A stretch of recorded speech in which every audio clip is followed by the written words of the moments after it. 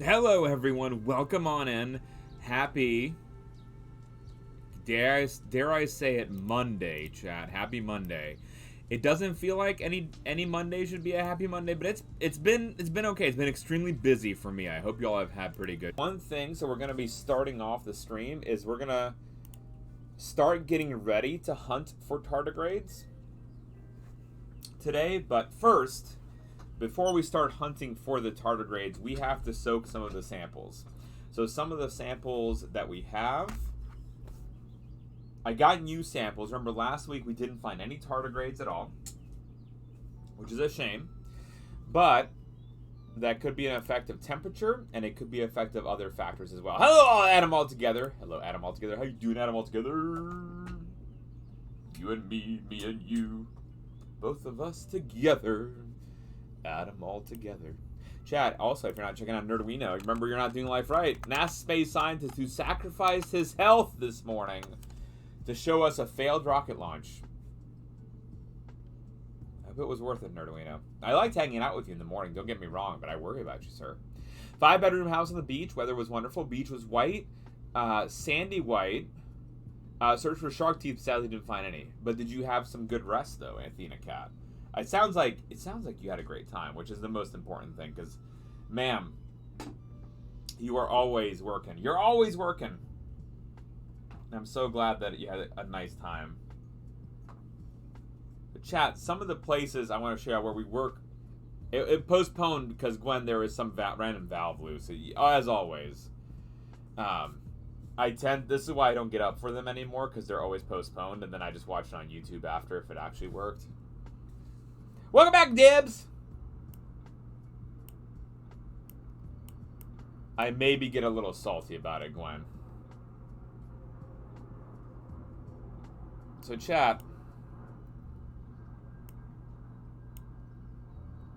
Any guess as to what this is?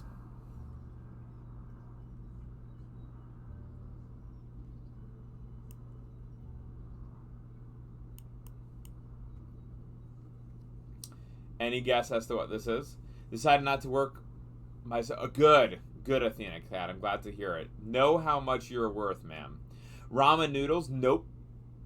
Not quite ramen noodles, Gwen, although I like the idea. Pasta? Not in pasta either. Uncle Harry's removed cousin? No, TD Fox, it is not. Moss? Add them all together. Got it. Bubbles!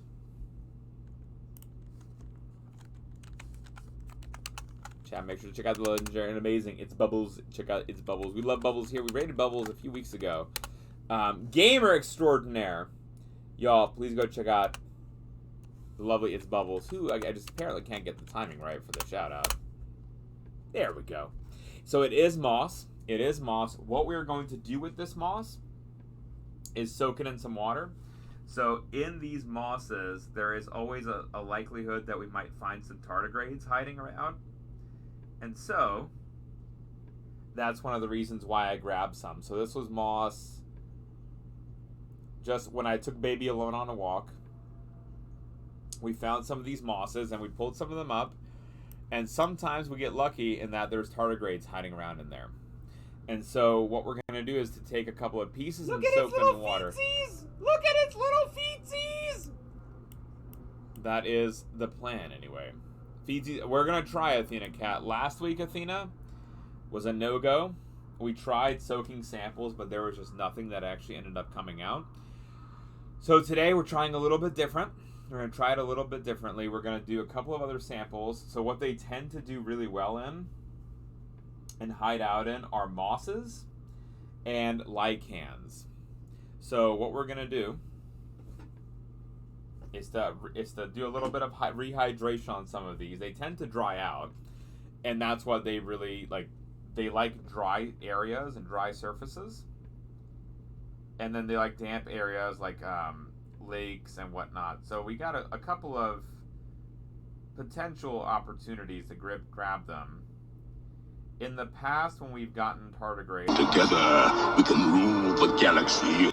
Morgana Freya, Morgana, thank you so much for the resub, Morgana. Appreciate the heck out of you. Thank you, Morgana Freya, for the resub. Prada. Prada indeed. Morgana, how you doing today, guys? If you're not checking out Morgana Freya, make sure to go follow Morgana Freya. Morgana is another maker and crafter on the platform that everyone should be checking out. And 3 and 2 and 1, maybe, possibly, potentially. There we go. There's that fancy shout out. Gwen, we will do a prediction, Gwen. Hi, Towards Night. Hi, may I work lurk here? Always, Professor Knight, but I will give you a shout out in just one moment, Professor Knight. Chat. We will do a new poll. Will we find a water bear / tardigrade? And the tardigrade, or water bear, same name. Moss piglet as well, as Alex Vixen says. Yes or no?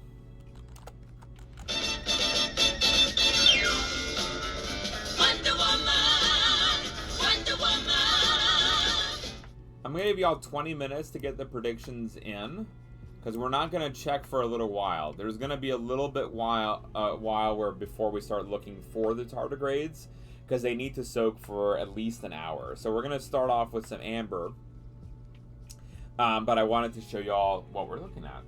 TD Fox, you're making it difficult for me, my friend. The ferret's all the way over here. TD Fox is a question for the ferrets. How do you fly but only hide? Do you do that by gliding without the G and instead having an H? Glide. This is true. This is fact. Yay! TD Fox, I don't control the answers. These are just what you get when you ask the ferret. It's questionable.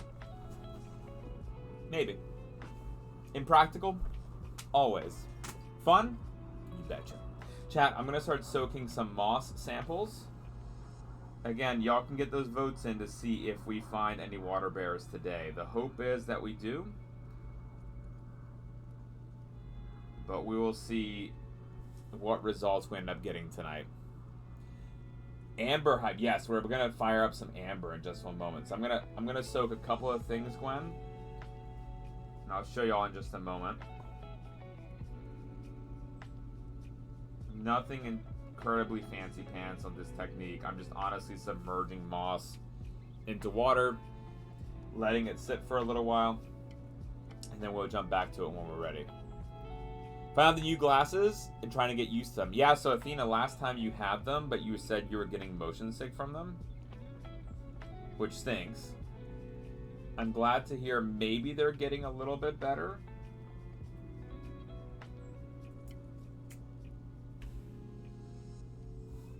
But that sounded like I remember it took like 2 weeks or something to finally get those glasses. Which was, ugh, I'm so sorry. It was like, how's the best way that we can mess with Athena Cat is like, oh, let's let her not see. Because that's very helpful to everyone. I'm sorry again, Athena. Hello, Humbler John. How you doing today? Humbler John, folks, has no faith in us being able to find a tardigrade today. That's okay, Humbler John. That's totally okay, Humbler John. Totally okay. Almost on time today? Humbler John, you're always on time. You are here when you are meant to be here. And not a moment earlier. Not a moment later, either. Alrighty, let me show y'all what we are looking like.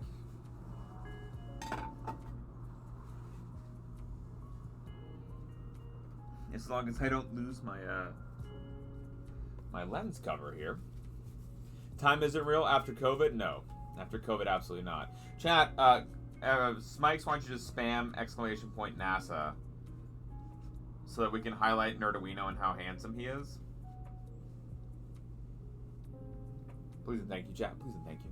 There's also a new emote that is live, folks. There is a new emote that is live today. The brand new seasonal emote has made its debut. I hope y'all enjoy the new emote.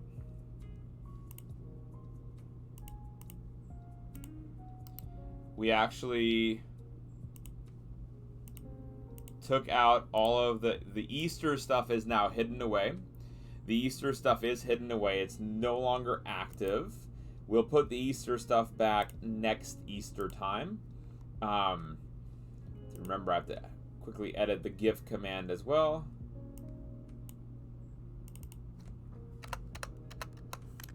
There we go. The mods can still trigger the Easter commands.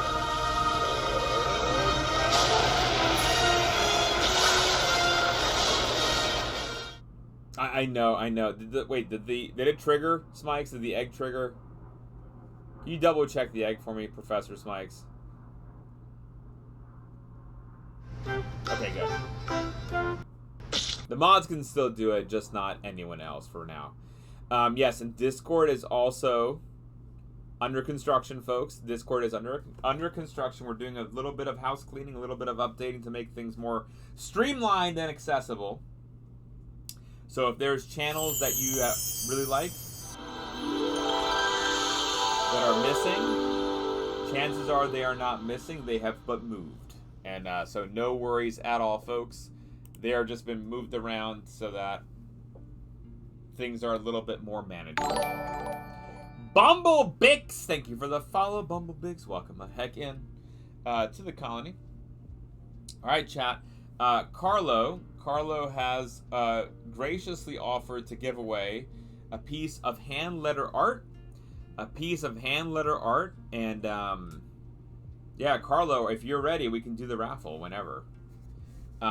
Before we do it, though, everyone has to go follow Professor Towards Night, who is a music streamer extraordinaire. He's a hip-hop DJ, freestyle rapper.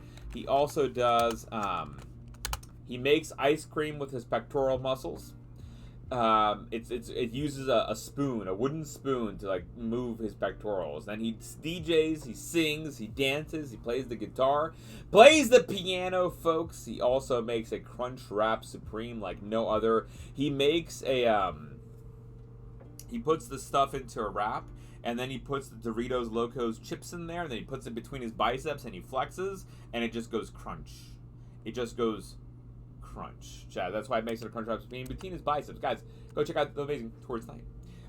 Carlo, whenever you're ready, you let me know, I can roll. Folks, exclamation point raffle. To get into the raffle for a piece of hand-lettered art, if you win, we will need your mailing address so we can mail these out. Hi, Snowland, welcome in. And so this is what we're doing, folks. This is the moss, and you can see we've just submerged it in water. And it's just gonna stay in the water for a little while, like an hour or so, and then we'll check the water to see if we have any tardigrades. Usually they'll swim out of the mosses and go exploring. And so that's what we're doing today. Curl up. Why, Alex? What's wrong, Alex? What happened, Alex?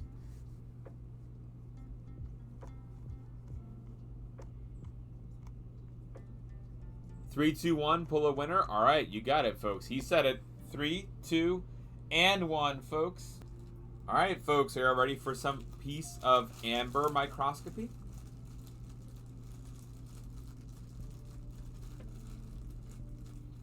Just made my weak noise. Put us on yellow alert.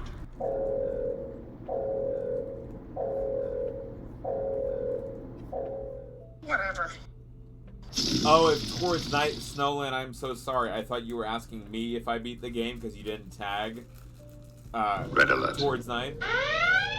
And so I was like, I don't know if this is a troll or not, but it's fine. It's fine. It's fine. Everything's fine. Astronomy show. What's wrong? Astronomy show. What's wrong? Astronomy show. What's wrong? Astronomy show. Listen. Towards Night beats every game that he plays. That's why he's on Twitch, right? Twitch is for professional video gamers.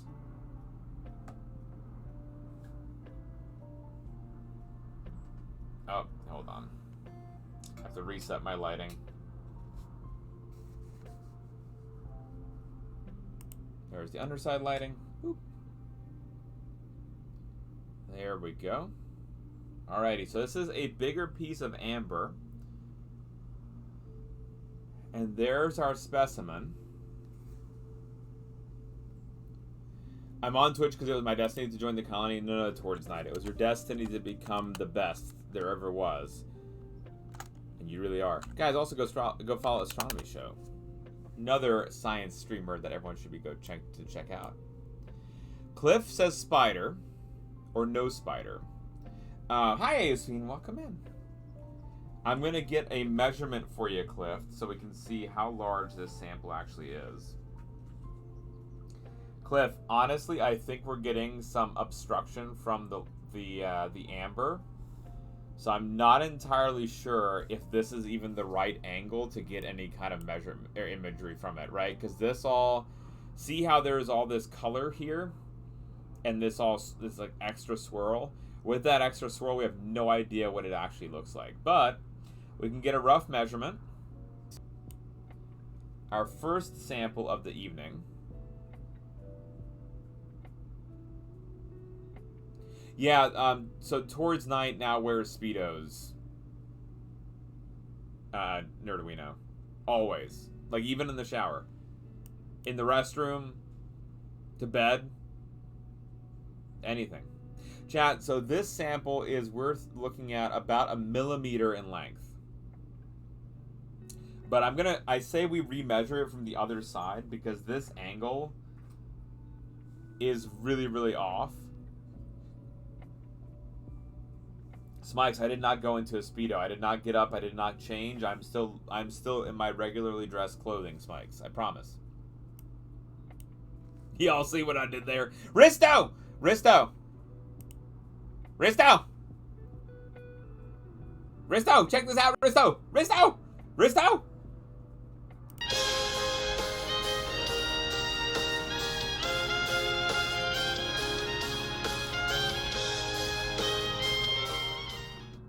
That's a new one that you can trigger now, Risto. Love you, Risto. Love you, Risto. That's a new animation y'all can trigger.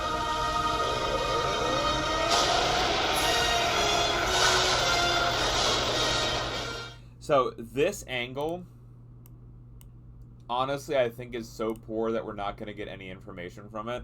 I'm still going to image it. We're still going to save it. We'll put it over on the other side, and actually that be our primary mode of checking out what this sample is, because there's just... I just see nothing in here whatsoever. Every time I hear that song, I hear the blue collar. Yes, I do. I also hear that one. Risto, thank you for those censoring what those lyrics are, because that's not how I hear it.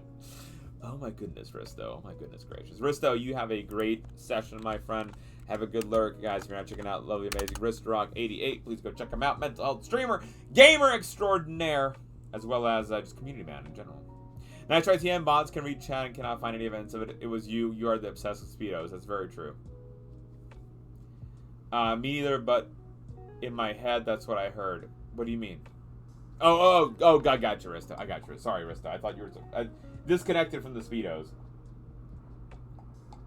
And Towards Night has a Speedo empire now. Let's see if this is any easier. Oh, maybe. Colony member extraordinaire, Athena Cat. It's already done. This is... Y'all, how Big Gamey says you can't rush art, he just rushed art. But, like, didn't actually rush art, because it looks beautiful. The man is so... he has more talent in his pinky than I will have across a lifetime in my entire self. We love you, Carlo. Plays the Bob Ross letter art, folks.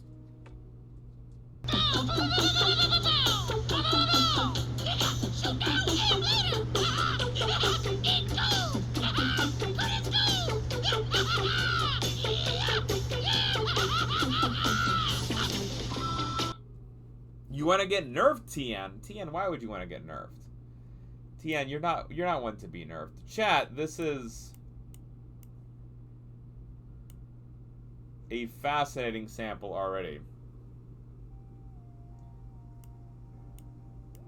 I actually kind of liked it a little bit blown out like this. Y'all, there is a lot in this sample already. Looks like that spider. So, Smikes, I would argue... Hello, Nana Banana! That this is not a spider. So I would say this is not a spooter. We can actually see right here an abdomen. We can see our thorax here. And then we can see kind of the head structure hanging out around here. Now the leg number spikes. 1, 2, 3, 4, 5, 6. We're looking at 6 legs. Hello, Fedorasaur. How you doing, Fedorasaur? Fedorasaur, welcome the heck in. Fedorasaur, we have a little bit of a mystery sample on our hands. I don't mean so much of a mystery that we don't yet know what it is. Athena Cat, you can send it to me, and I'll send it to Carlo. But we need to look at a couple of other angles to really figure out what this is. Thank you, Smike. Smike, look at Smike's fancy pants. Address right there, like the messaging of that. Look at that. He's so good. So this sample is curved forward. So I think one that we can reliably see already is, like I said, the abdomen, the thorax, and then the petiole, which is this connecting part. So the thorax, it looks like probably terminates somewhere up around here, and the head is pointed downward. So it's this weird overhead shape. Carlo, your hands are so beautiful, sir. Do you use a Vino? That's what I use, and I never get like that good of a product on there. You know, it's like there's like a Vino, which is at least oilless. Really? Oh my God! You know what? Okay, so listen, Carlo. Utterly smooth. Yes, I know about this. You know why I know about this? Because Lita uses that on the horses as well. Because when a horse gets a little chafe, apparently that's the best thing to actually utilize. Who knows? Who knew why, Carlo? You know, see, that's why he's so breathtaking right there, folks. This is not an endorsement of these products, but, you know, if you want to be handsome like Carlo, make sure to get that item. Could have been Zoolander. Astronomy show, he would have been the lead in Zoolander. You more green. Yes, there's a wasp right there. Right down there. Indeed. Indeed. There's a look at that. Or an ant. Cliff says maybe a dark-winged wasp. So, Cliff, I think what we'll need to do is to angle it around to try to get a better shot of the face and see what that looks like. I think that's the little extra bit that we need to identify. You guys have horses? Nana Banana. Lita does have a horse. All right. Let us move this around, chat. Lisa, look at his handsome hands. Look at that. He's beautiful. There's like you just put that charades. He just put some very lovely. He says it is wrinkled like Balint. That's a weird thing to say. He pointed at me after he's pointed at a wrinkle and he pointed downward.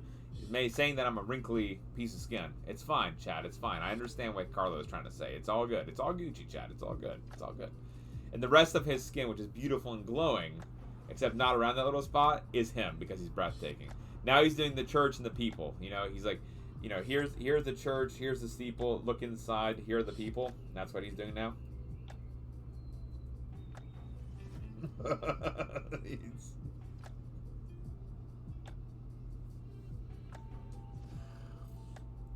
It already there's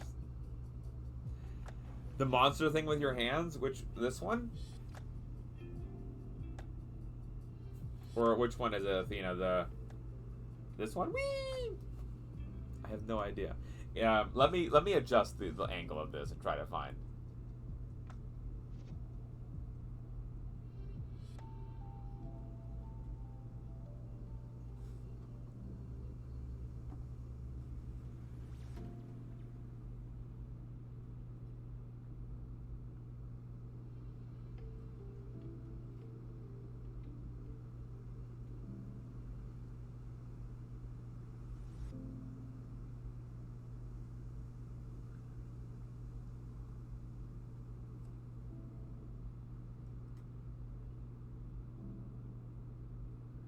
Alright, this might be the only angle.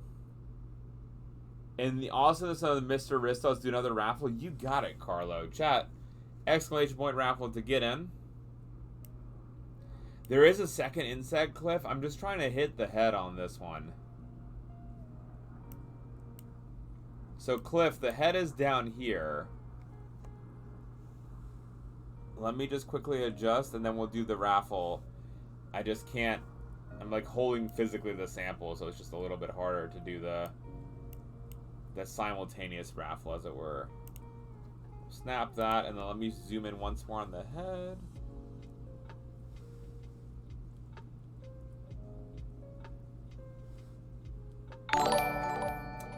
VWee, thank you for the follow, VWee. How are you doing today, VWee? VWee, we actually have a friend named V. Alright. There's the head. Hi, McZenith, welcome in. Chat, exclamation, well, because this sample here, you can see the lighting is really poor, but the head is down here. It looks like, Cliff, to me, there's a whole bunch of eye tissue here. And that mass of eye tissue, I believe, we're probably leaning towards it being some kind of wasp, is what I'm leaning towards, Cliff. Is what I'm leaning towards. Local USPS will get more headaches. It's fine. It's totally fine, Glenn. It's totally fine. Listen, Gwen, the USPS... Actually, Carlo's going to have to be the one to mail this. So his local USPS will be very, very angry. What is wrong, Blueberry? Blueberry, it's a very angry-looking emote. It's an angry-looking gentleman shouting at me. He looks a little bit like Santa, but not Santa. But like a little bit like Santa. I don't want Santa. No, it's not Poggers at all. Blueberry, that's a scary Santa Claus. He looks like he wants to eat me or something. Yeah! It's very aggressive, Blueberry. I feel threatened by that Santa. No, but not really, Blueberry. If it's Poggers, we're Gucci. I thought it was an angry Santa. And so as long as it's not an angry Santa, we're okay. Apology, Blueberry, don't you dare start. Chat, just so you know, if y'all try to do that again, that whole like madness of sorries, what I can do is I can throw the channel into shield mode and it'll delete every comment. It'll delete the entire thread of comments. Everything will be nerfed in the channel. Everything will be gone. And then I'll report to Twitch. I'll be like, I had a sorry bomb thrown on me. It's terrible. They'll know what that means. Guys, I'm going to try again to turn the sample and show it off a little bit cleaner that we can see it. Not you. Is that a sign, Carlo? Are we allowed to apologize? No, if you feel like you've truly done something wrong, then yes, McZenith, you may apologize. But saying sorry for an emote, there's no need for that. No need for that. If I fly or soar, you know, and I do that a lot. I don't know what that means. Sorry? No. That's soracious even. Soracious or something like that. If I'm mid-flight and soaring, would I be sorry? I don't think so towards night. I think you would be soaring. As the verb, or an adverb, I don't think you'd be doing that. Can I apologize for not being for years? So yeah, Rastico Mike, I thought you left us.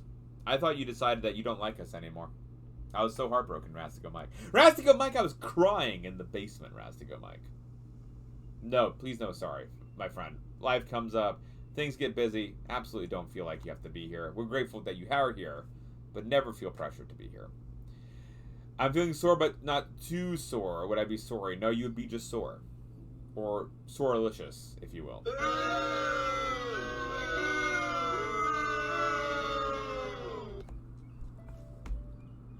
To the sample, I'm going to try to get a better vantage point.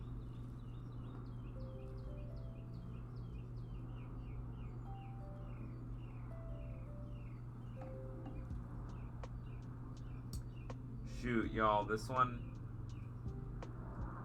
Alright, well, here's a little bit of a clue.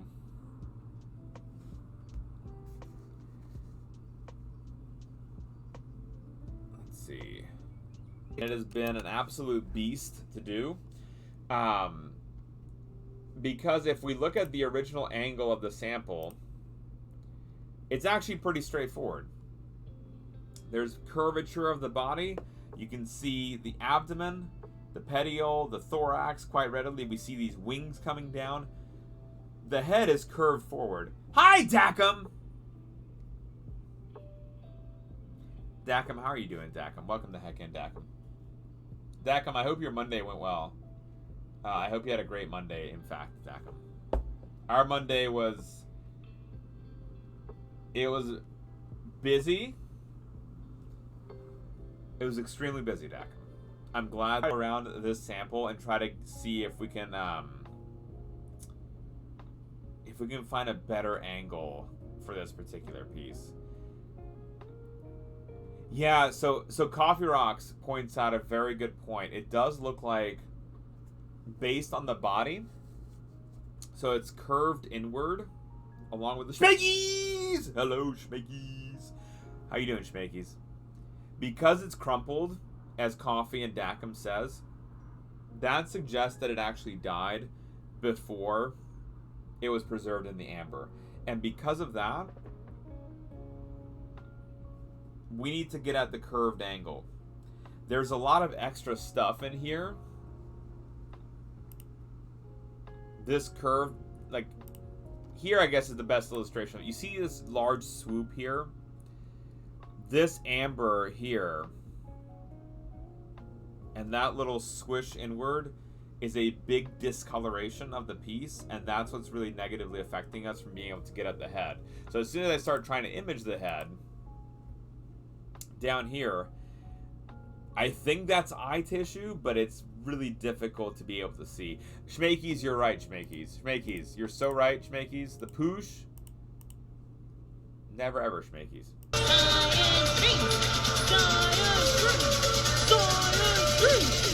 Let's go. Never.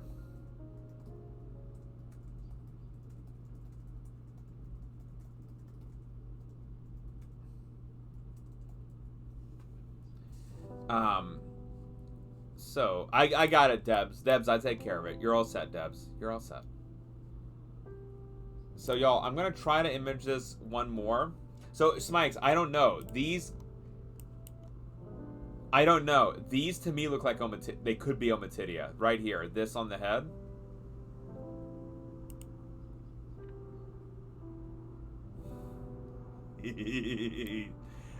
Thank you. So, chat, reposted message. Schmakies wrote this. And it was nerfed, but I took care of it. Schmakies, I reposted your comment for you, Schmakies, just because I love your face that much. So, to me, it could be that tissue. I don't know. First, let's find, I did see, Gwen, I got a good look at the abdomen.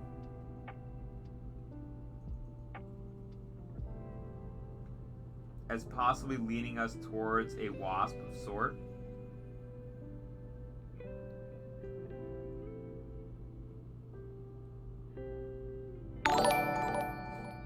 Artex Tech, thank you for that follow. Welcome on in. Just looking at a piece of ancient amber, 30 million years old, 3-0, with an insect in it. So, Gwen, here it looks like this is the abdomen, and it looks like this is a stinger right here.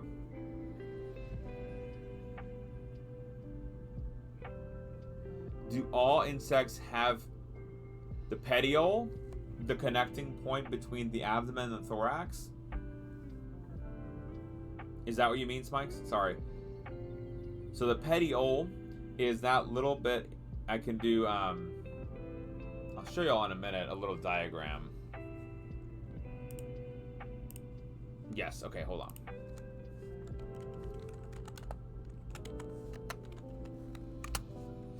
Let me bring up a good image here.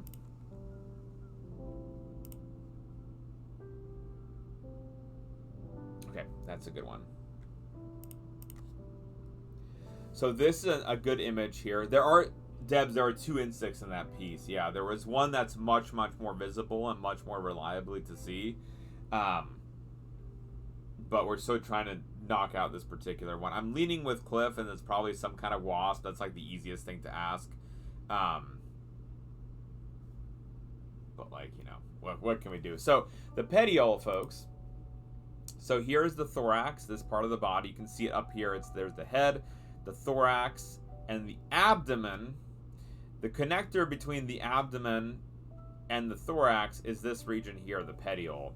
And that may or may not have these nodes. Some species have a node, some have two, some have none. Some is just a little bit of connecting tissue in there. Not every insect has them, no. It's the wasp lineage that has them. Not even termites have them. Not even the termites have them. Based on dark wings, like something from the family Scolidae subfamily, genus Scolia, they are wasps, parasites of scarab, like beetles. Ooh, Cliff, I like that. Thank you, sir.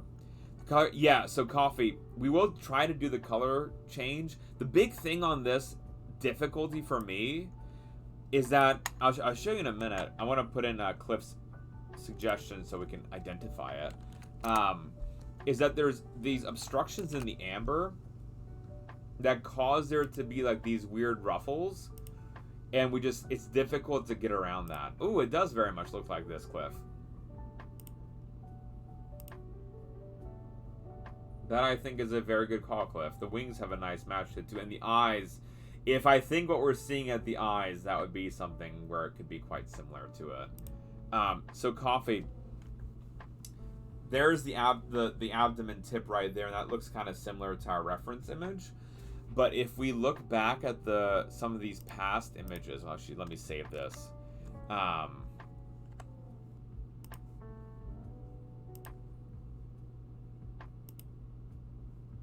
This one here,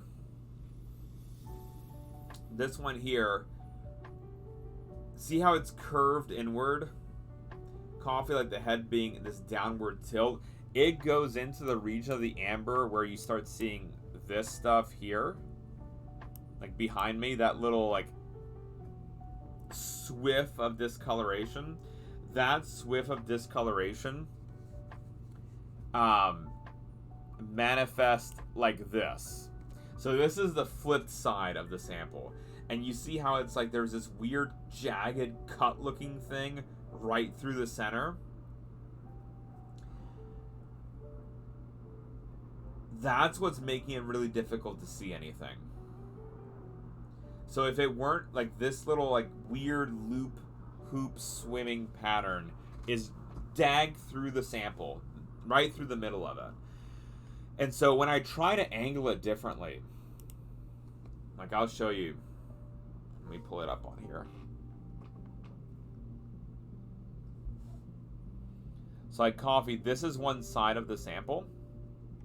This is the side that we had a moment ago. And you can see it's the wings are in the back. And then there's the thorax and the abdomen, and there's the head right up top. This is a little over a millimeter. No. Not 1 millimeter. Sorry, Gwen. About a centimeter. About a centimeter in length. So, coffee, see if I turn it this way. No matter what I do to get this in focus, do you see, Coffee Rocks?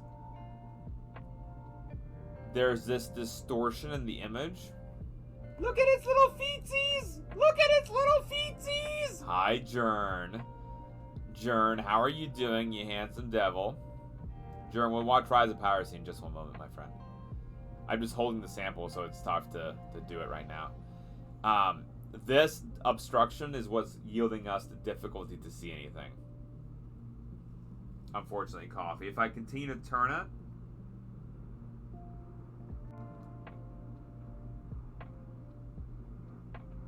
no, John, we will never skip Rise of Piracy. We did it on off days as well.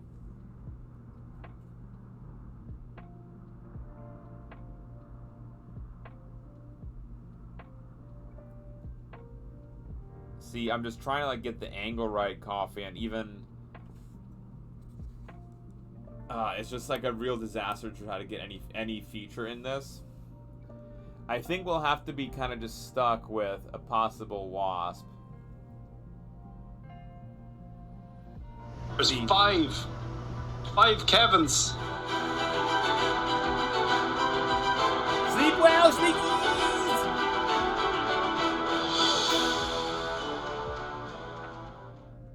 And yeah, coffee, it's not a result of the lighting, unfortunately. It's just a result of just obstruction in the amber. We can do the color change on this one. and see if we can make it look any better.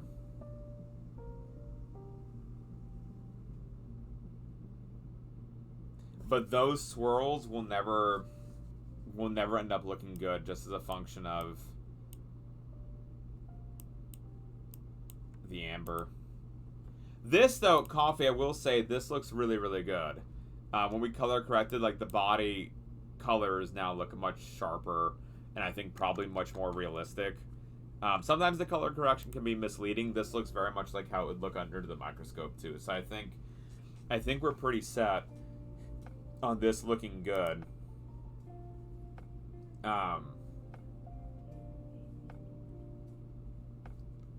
But yeah, we'll have to just check it out. We'll have to just check it out a little bit further. Guys, before we continue with the sampling, just do it again, John. John, do it one more time.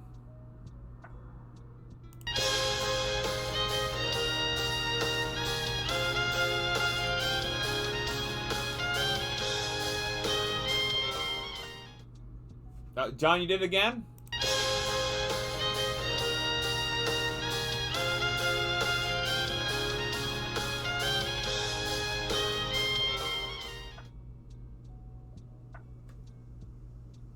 I feel like it didn't trigger that skeptical. I know, I'm so sorry, John. Jern, I apologize, Irish John. I apologize. John, it's okay. You can come at me with a sword.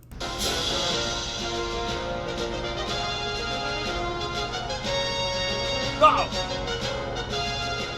Chop my head, John. Chop my head.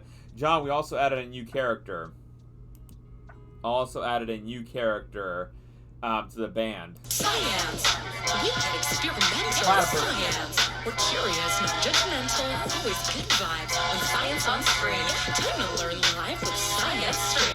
I also updated the sound for it. Made it better. I made it better. Don't do it, Gwen. Ahoy there, feckin' scientist. You don't understand. You don't understand. If you Jojo, understood, you done, wouldn't Jojo Gaming. understand. Jojo Gaming, your piece is done. If you grab a screenshot, we'll share it. We can share it with the party people. Thank you again for the raid, Jojo. Chat. Let us know who would like to have Gucci.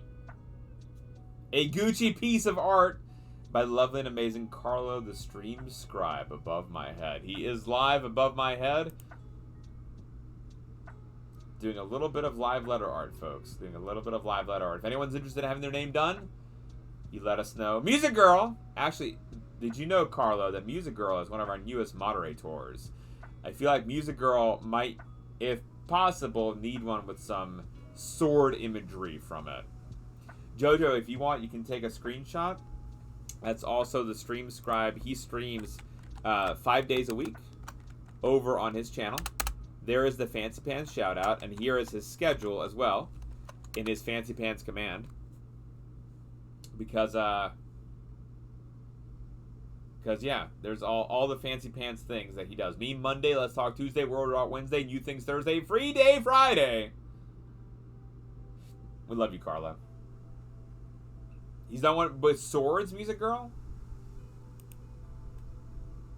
I don't know, Music Girl. Chat, so this is, I think, the most we're going to get out of this piece, unfortunately. I am going to reset it, and we're going to move over to this other insect in the piece as well, because there's two insects here. This one is much better in terms of preservation.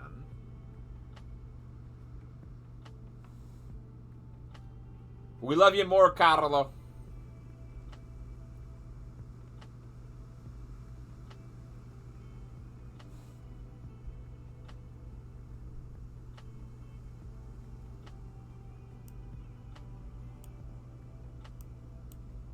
Okay, actually I'm gonna have one steady where I'm not holding it. Let's see how it looks with me not having to interfere with it.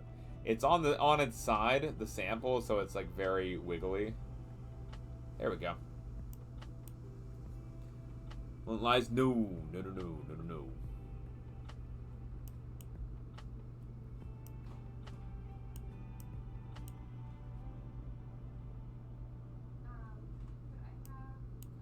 There we go. Check that out. No, I love you most, Carlo. Carlo, don't do that to this, Carlo. Carlo. most. All right, so chat, this one I think Cliffhouse from McLean will be very excited about. As will Gwen. Gwen, we do have here. We have here your I know, I saw Smikes. I saw. Right here. That's the favorite part for Gwendolyn P. And for Cliffhouse from McLean. Right there, the halteres. Supposedly used for balance during flight, although there have been experiments done where they've clipped them and the animal just it flew no problem. So it's still, there's other evidence to suggest it might be for mating, where the male will sit in a certain way on the female and use it as like a prop, and then if they get rid of it, the male still mate. Which is, you know, so it's not fully proven on that front. Yes, Music Girl. Yes, Music Girl. Music Girl. Music Girl. I just want to battle against. Look. Good. Very good. Very good. Think of that GIF. Think of that GIF that I showed you. So we do have some kind of fly here. I'm going to adjust the white balance. What I do like about this is y'all see here. Right here is a little gap in the tissue, so we can actually look and see inside of its gut. That is most likely that it had a little bit of a burst, and we just lost a little bit of the exoskeleton. But it's still a neat little look inside what is happening within the animal. Hi, Sent One. Thank you for contributing to the challenges, Sent. Here we do have some really nice antennal features. Where in the individual setae, or the sections of the antennae, it's quite long, and it's a very nice reproducible pattern. We do have, again, the wings, which we'll zero in on in just a moment to look at what the wing veins look like. And then the head as well. We're going to try to look and see what the facial structure looks like. Let's see what we can ID from this.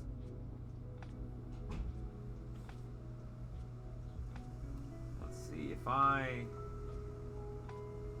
not sure how visible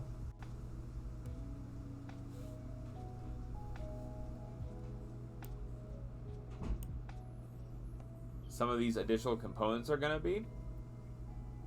Mid-flight, yes. So Quad, this is different to what we saw earlier tonight, right? Where it looked like the animal had already died upon preservation, like in the amber. This one looked like it very much is a mid-flight kind of thing. And I'm trying to get a good feature on the head, but we're actually at max zoom. So this is about 3 millimeters in size. So a really tiny sample, and we're, again, like having to be at max zoom. And we're just not getting a lot of features. This actually... Do y'all remember about that phenotype we talked about a few weeks ago called the redhead, where if you put in a sample with pigment in its eye into a preservative, it'll leak out? That's a little bit of what we had here.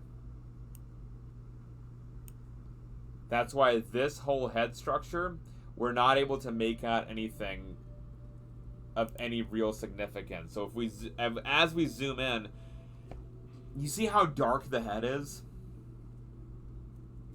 Yeah, exactly, Quad. So that one, it totally leached out and got removed. The pigment got removed from the eye. This one is a little bit different.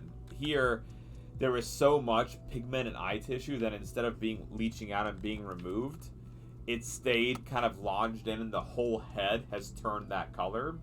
And that makes it difficult to see anything at all. So we're kind of stuck on really low visibility on this particular sample. So, like, in terms of head feature, like the ommatidia, I'll tell you, are going to be like right here.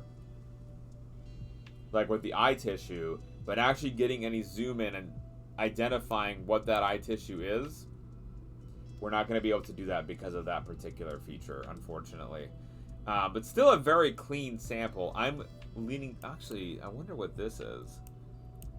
if we can zoom in any more right here, that's something I'd want to talk about if we're able to. It seems it's a little bit miscolored. But we'll see. That again is a little bit of a porthole into the abdomen. One of the forms, yes, it does end with an S on this one, Smikes. It's confusing because a lot of it is like a Latin root, but this one does not have any Latin associated with it.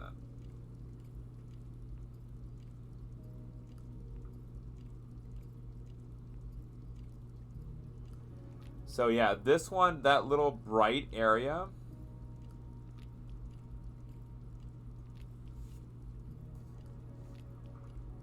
I thought we might have a little something interesting in here, and it still looks really cool. But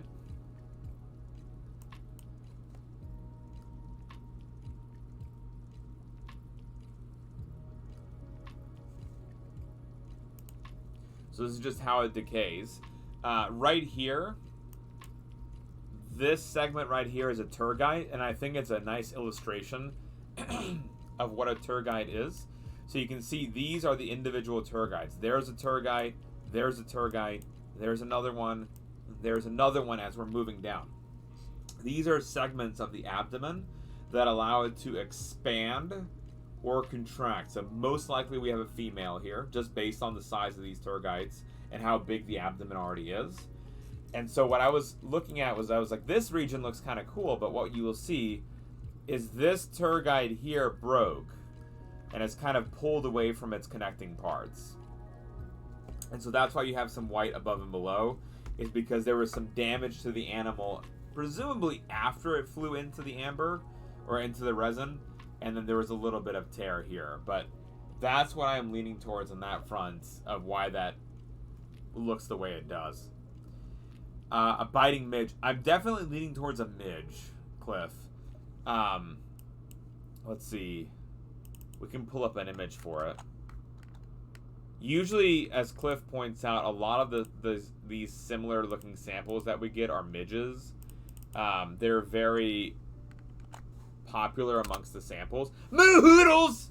Hello, Moo Hoodles. How you doing, Moo Hoodles? Guys, if you like science, if you like occasional games, if you like having fun, go check out the amazing Moo Hoodles. I'm going to go to sleep. Thank you so much, Jojo. Have a great evening, and thank you again for the raid. Appreciate the heck out of you. Pleased to have a good rest. Thank you so much. We'll be seeing you around. Tired? How are you? I'm also a little bit tired. A little bit tired, Moo. It's great to see you. Are there ranges where there is no amber with insects, and do amber samples have big gaps in time? So, astronomy show, my favorite and least favorite sample. So, my favorite sample that we have is the hell ant. So it's 90 million years old, and there's no ant around today that looks like the hell ant. It has vertical jaws instead of horizontal jaws and mandibles. There is a big missing gap in the amber history of between 90 million years to about 55 million years. There is a gap. So we don't know how this animal or when this animal went extinct.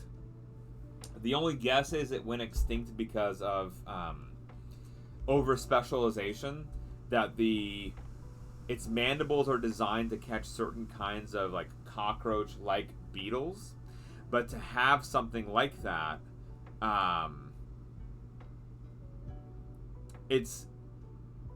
that is what we suspect that it went extinct for. But there's not any, like, there's just a giant gap all of a sudden. And so the same thing is a little bit earlier in time. So like having older samples than 90 million is also touching the edge of when we're able to get amber samples. So like older than that, there's giant gaps. You might occasionally find a random piece that's older than your 90 million, but it's very, very empty earlier on, and that's in part because of the tree species and the fauna that were around. And the other part too is there seems to be just like the wrong kind of humidity and a wrong kind of insect population. So like having that gap of going from wasp to ant and bee, like getting that missing link is hard to identify. One suspicion is one missing link might be the hell ant, but even like there presumably is earlier missing links as well. We're not able to capture those. So that is some of the missing components that we're identifying. So unfortunately, astronomy showed that there are a fair bit of gaps in knowledge. So yeah, I apologize for that we have that kind of gap. A chance of getting a second hell ant? It might be doable, Gwen. It might be doable. My hope is that we get if we were to get another one, I wouldn't want us to go down in any kind of quality, Gwen, because it already looks so good. I've seen, there's a bunch of random ones available online that look less than ideal for it. Thank you for the lurk, Nona. And so I think we have to be looking for a very particular kind of samples on this. This is the one, real quick, that Cliff pointed out. This is our blood midge. And actually, Cliff, this, I think, looks very much on point, Cliff. What do y'all think, chat? The halteres look pretty similar. The mouth structure, in fact, this little hook there's the abdomen, like the same kind of antennal segmentations. Yeah, I think it looks very similar. Is there any preservation? Ooh, so coffee. There are really, really poor imprints. Like in fossil stone. And those imprints are really, really bad that are available. There's occasional, like, I've seen an ant in a stone imprint, and like really the information you can get out of it is like you can make out it as an insect, but I think it's a really difficult catch to be able to do. So not really. Insects are really tricky. They break down very easily, coffee. The things with exoskeletons would dry out and might be preserved in something, but they usually are pretty brittle after they dry out, and one thing steps on them or falls on them, they crack open and they're done. Anything grub-like, immediately gone. It'll just dry out and won't preserve. So there's, again, occasional imprints. Actually, I can show you one, coffee.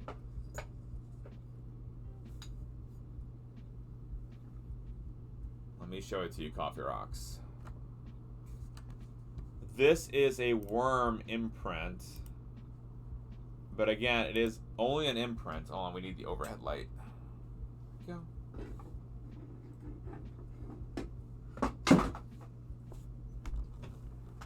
As I drop something. Hold on.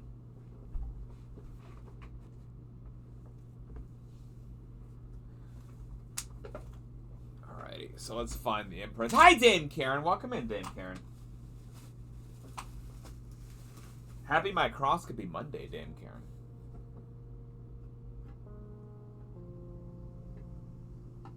So this is our zoomed out all the way. Coffee. Max zoom out. That blue line right there is supposedly an imprint of a worm. I don't have the eye expertise to tell you this, coffee, so it's I did not identify this as that kind of imprint. This was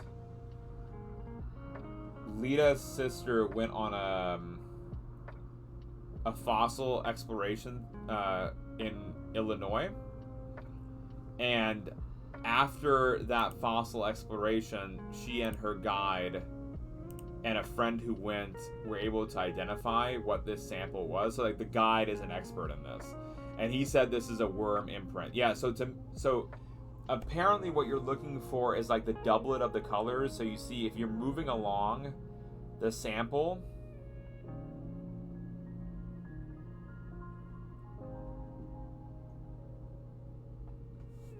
the doublet line are what you're looking for. Again, I don't have the visual training for it, but that is like one element to what we're seeing here. And so it's collectively, it's like all those features coming in. And here's actually a second one, coffee. And I guess it's because it's like a parallel lines that are running. This was estimated to be 125 million years.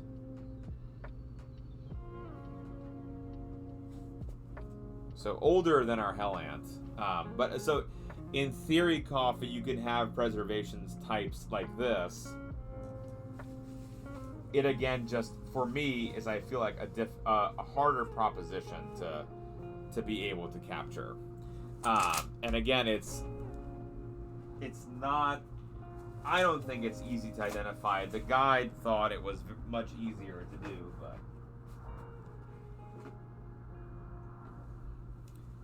dropping random things. So yeah, that coffee would be an imprint. I'm trying to find. I have another imprint here, coffee, that I can show you. This one's even more confusing.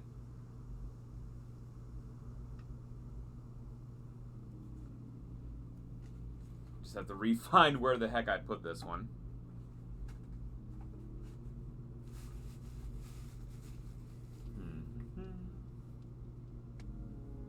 Hold on, coffee. I might not have it. Might have put it into a different spot.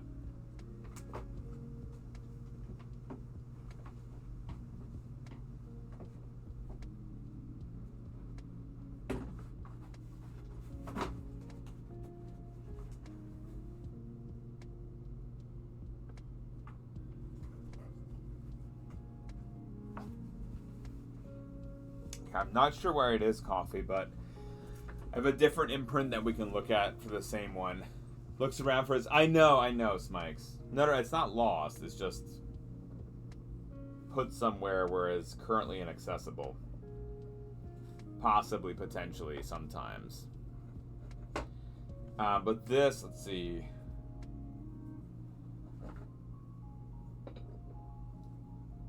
This one's a more like an easier imprint, coffee. This one's a shell. We have a nice little shell imprint here. I believe this one's from Risto, if I'm not mistaken. And so you can see like the little outline layer of a shell.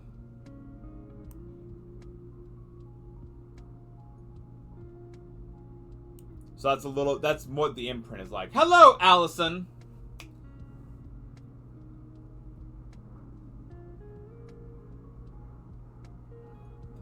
Music Girl, your piece is done. Your piece is done, Music Girl. Your piece is done, Music Girl. Make sure to grab that screenshot. Spenzo144, first time chatter. Hello, Spenzo. How are you doing today? Welcome the heck in. We're doing some microscopy of ancient amber and many more underneath the microscope. We also have Carlo, the Thestreamscribe, doing live letter art above my head. If anyone would like to have their name done in live letter art, you let me know. You let me know. We're happily add you to the queue. Maybe, possibly, potentially, Carlo, if you would like to have a queue open. I don't know what Carlo's plans are today, but possibly, maybe, potentially, he will do some. So this is the kind of imprint, coffee, that normally that I think about what an imprint is. But apparently the worms can also have these like very unique looking imprints. So it's... yeah. The hell ant. Oh, I'm so sorry, Astronomer. You're right. You did ask that. I am so sorry of that. And what is your YouTube URL? So the YouTube is right there. It's in that announcement. So Astronomy Show, make sure and everyone to subscribe to the YouTube, where we have trimmed down SciAnts content, removing the raids and the intros and the outros, and it's just the pure what we do, the SciAnts on the SciAnts live. So make sure to sub to it. Astronomy Show, we unfortunately do not have the Hell Ant episode. However, I think what we'll do is we'll curate another one in like a month or two. We'll probably do another Hell Ant session, because I think the Hell Ant is quite magical in terms of its biology and the sample that we have. So I think we'll look into doing another episode on the Hell Ant. Maybe we'll be able to acquire a second sample, and I think that would be a good day to do it. I don't know if we can, so no promises, but we'll try. Hell Ant, I think that was months ago, Smikes. I think that was, we're talking January, And I think now that we're partner, we have 2 months of VOD, I think. And so I think it would be gone by then. Stream archives on when you're offline. Astronomy Show, there are VODs available. However, those do expire, so I would push you towards the YouTube currently. Just because that's probably the easiest place to capture some of these past videos. We had not been archiving beforehand because there was no one to do the post-processing work. But now we have the lovely Debs doing post-processing, and it is looking very lovely. And so now we're able to have, essentially now we're able to archive stuff, Astronomy Show. So chat, we did identify 2 insects in this piece. And by we, I mean I'm fully listing off to Cliff Alistair McLean here. Cliff absolutely crushed it. We found 2 insects here. We found a biting midge. We did find a biting midge, and then we also found a wasp as well.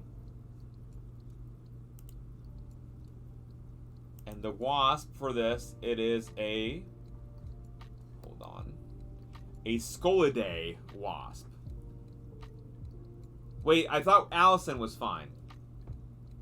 I thought Allison was fine. Did I mess up again? I've worked very hard on that. Nope, coffee, nope. There was no one that was actively working on it, unfortunately. So we, lovely Debs is taking care of that now. All right. So and the other one was a Scolidae wasp. So I'm gonna label our box here. Good, and we'll put away the sample. Allison accepts. Okay, awesome. Or I can switch to Alice or Christopher. You tell me. Carlo, folks, I believe is done for the evening, chat. Can we get a round of maybe, possibly, potentially, unless I'm totally misinterpreting what Carlo is saying, chat? Yes, yes. Next time, folks, when Carlo is live, we're going to be trying out the guest star feature. We mentioned trying it out as we were going live, and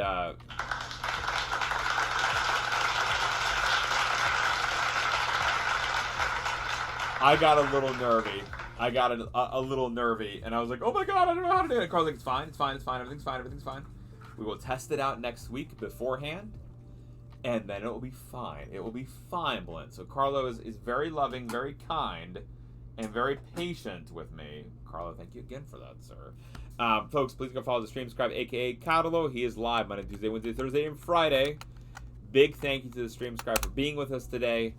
Guys, go drop him that follow. Please and thank you, Carlo. Thank you for everything you do, so we can be here doing what we do. Thank you again, my friend. Have a great evening, Carlo. Guys, that was Carlo, the Thestreamscribe, hanging with us, doing live letter art. All right. As I move my sources back over, move closed caption back above my head. No, Carlo. Mi casa, su casa, always. Chat, one time Carlo suggested that we have a impromptu crossover stream live. We didn't even talk about it, and I was like, yeah, sure, whatever, let's go live. And he was like, sir, I can't believe that you actually went and just did that, and you're so trusting. And it's like, I can't help it. Anytime with Carlo is a good time. That's true. Chat, let's see if we found any tardigrades. So we did at the beginning of the stream. Oh, hold on, I didn't do my white balance. Sorry about that, y'all. So when we're switching out these stages, so this is the base. Hi, NMD. This is the base when we do pond water, and this is the base when we do amber. So this is opaque. It's partially see-through and lets through more light. There is light coming out underneath here. There's my finger. Right down here is a light system.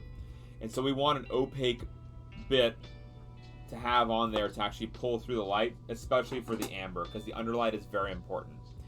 For the pond water, I like using this piece. It is a black background. We also have a white background as well that we can use, but things tend to pop better on the black background because we're talking like white, semi-transparent looking creatures. And so that's why I do it like that, and we have to color adjust. 96 AMD is how you say hero. Because if we don't color adjust, what ends up happening is you can't, like, the lighting is all kinds of different because there's no underlighting to it as well. What material is my wedding band? It is platinum. My wedding band is platinum. When we got married, so I designed Lita's engagement ring on, I can't even remember, it's a website, I think it's called Angara? No, Angara was where we got something else. Maybe it was Angara. Or maybe there's one, so Gwen, there's two online places, one specializes in gemstones and the other specializes in diamonds and rings. Say what? Hello, Michael Harhasser! Welcome the heck in, Michael Harhasser! How you doing? That one, Gwen, whichever one specializes in diamonds, is like, you pick out your diamond, you pick out your setting, and they build you your ring, and then they send it to a jewelry store, and you can make 3 versions without being charged anything. Even if you decide you don't like them, like, there's no charge to it, right? And then we got the wedding band, and Lita's wedding band had a little divot in it. So instead of being a solid circle, it was a circle and then it squeezed together at the end. And that's where the stone rests. And so for her band, we wanted something that would fit into that little curve so it wouldn't be like awkward. And so we went to a few places in the mall, but the best one, Gwen, I don't know if you know this place, it's called Nahaku. It is a Hawaiian jewelry store. The Hawaiian jewelry store is Lita's favorite because everything is non-conflict diamonds, nothing's heat treated. It's like a very nice place. And so Lita's like, let's check and see the wedding bands there first. And the wedding, when we looked at the bands, the ladies' bands were very nice, Gwen, and then we looked at some more bands, and they pulled out some, and they were showing me these bands, and they're like, they had these leaves on them. It's like the Molly leaves or something like that it's called. It's like the Hawaiian special leaves on there, right? And it was like, there was ones that was on the outside and on the inside of the band. By the way, folks, if you're not already following NMD96, please go check out the one, the only legendary NMD96 on our partner Poosh. Go check out NMD96. You know who's lurking right now? Let's not that far. So there were leaves above and below. There were leaves above and below on the piece you looked at, and it was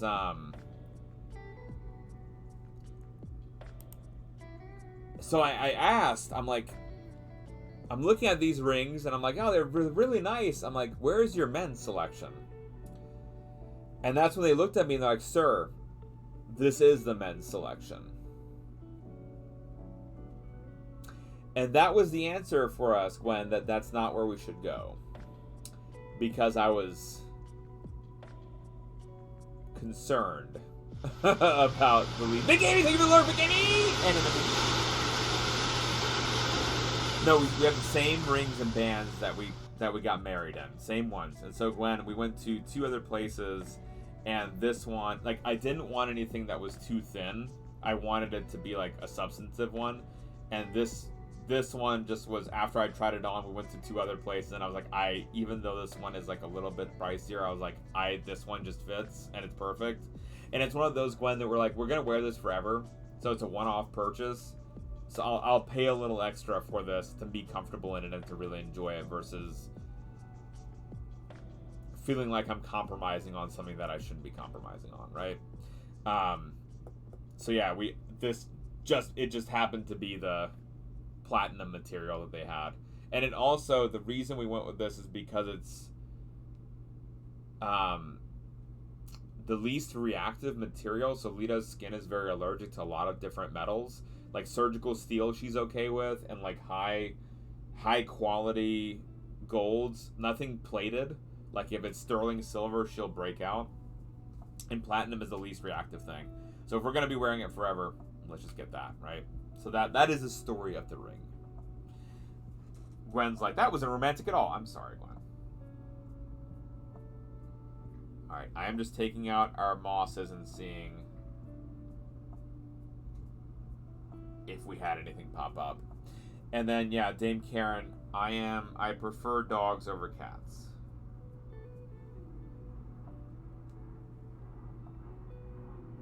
%100%. You might be like, well then, Belinda, why don't you have a dog? Because for long stretches in our lives, we were working 18 hours a day in a research lab. And that is not conducive to a dog. And so that's why we never had a dog. Now you might be like, well, Belinda, why don't you have a dog now? That is also pretty easy. We just don't have the size of the property for it. Where it's also not fair to the dog. Maybe one day, Dame Karen. Maybe one day. Alright, let's go ahead and see if we have any creatures in here. So what did we do? We've been soaking away these samples. Okay. And so this is what I'm just going to be doing. We're going to check through these individual pieces and see if we found anything. What am I looking for? Any kind of visual cue that something is wiggling around. And so if I see something, so the issue is the focus while I'm looking in the microscope is different than the focus of the camera. So while I can see things, y'all can't see things, and it's much easier for me to look in there and try to peek around for stuff than it is to just do it like this. So I'm gonna look in, see if we find anything, and then we'll pull it up on the big screen. If we strike out, we can always re-soak the samples for a little bit longer while we look at another piece of amber. If we continue to strike out, then we just don't have anything today. I again went with more moss and lichen samples today. The pond water itself is still on the cooler side. I took a quick glance and tried to collect some critters, and there really wasn't anything much in there.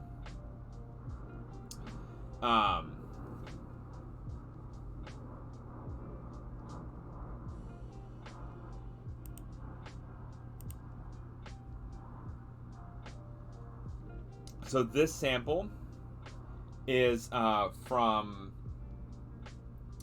So the pond water, Dame Karen, is from a lake nearby. And then there are lichens, so mosses, and there's lichens growing on the side of the trees, and those were next to the pond.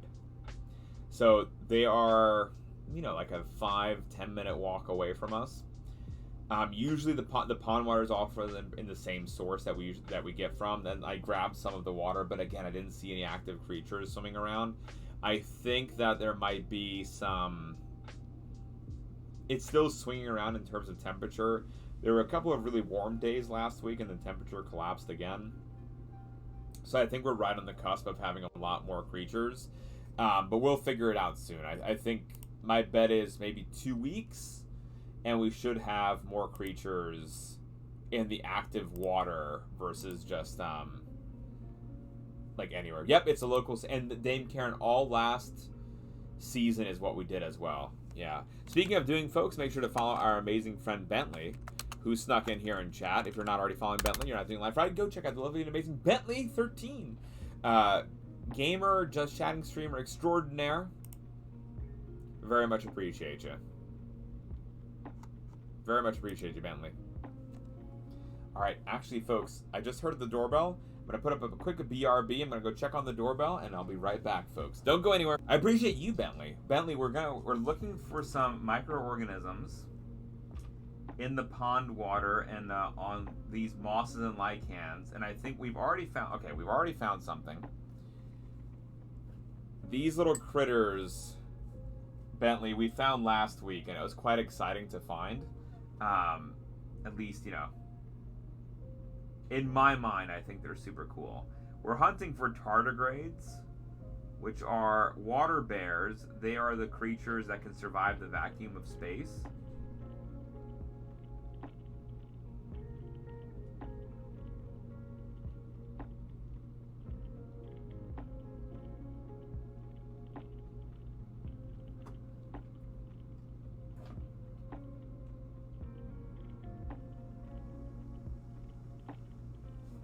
We don't have a tardigrade, but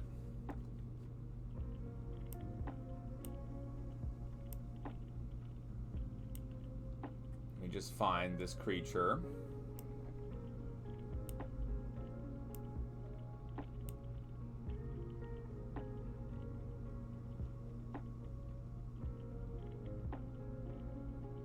Alright, we're on the right plane. There we go. I'm just looking for the right one here. Is there a way to arrange a shirt with this graphic? Which graphic, Optic?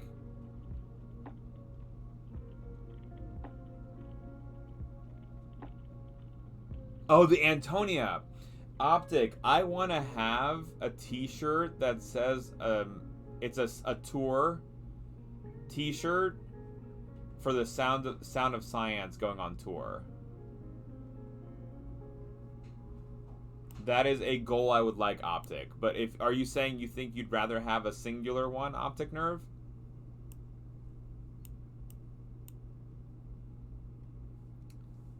Just came in talking about the weather.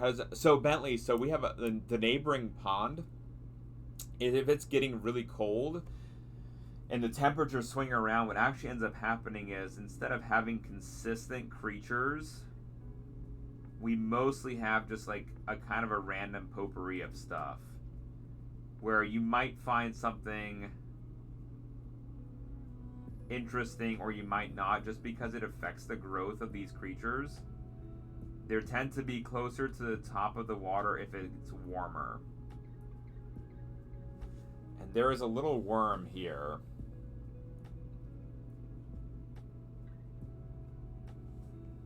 Here it is. There it is. There she's moving fast.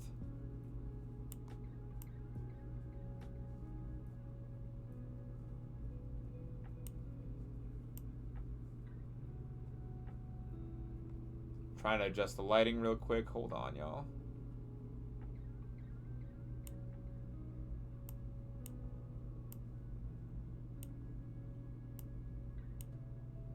Everything's kind of getting blown out here.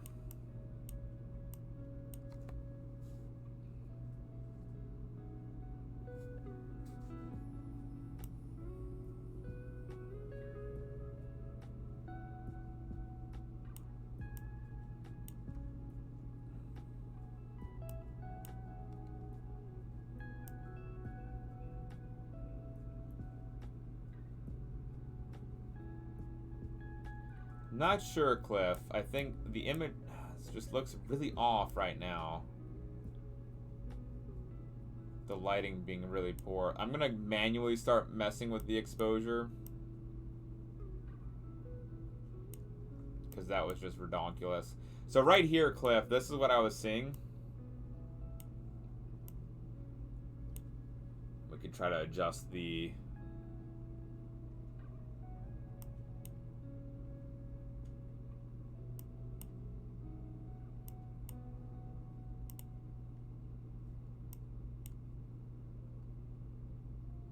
super tiny and very rapidly moving.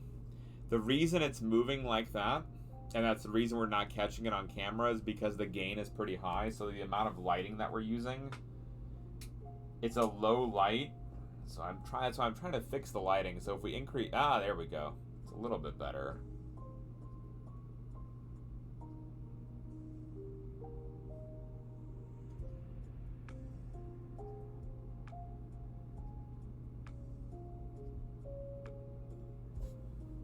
So we see there it's crawling underneath these other debris, but there's one of ours. I also did see a nematode in here as well. But that was the first thing that kind of popped out to my eye. I don't think we have any rotifers yet, Cliff. We have had rotifers in the past. If Cliff, you remember, I think we put them underneath the other microscope as well.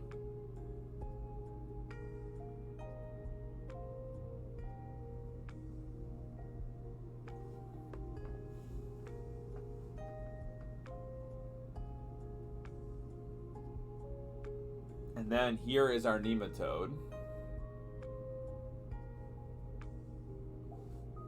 Oh, hold on.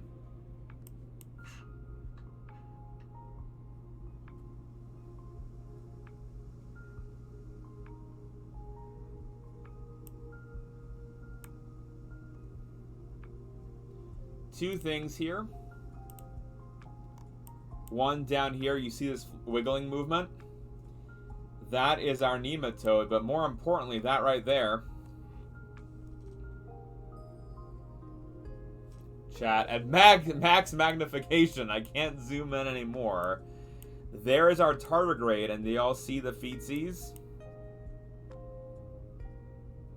1, 2, there's another foot. Look at it, just ever so gently. Feetsies! Look at its little feetsies! Look at its little feetsies! It's waving to y'all. Look at its little feetsies! Look at its little feetsies! Feetsies! We do have a tardigrade, so we did find one. First well that we were really digging through. This is the lichen well, not a moss. The animation and the real thing. It's cool.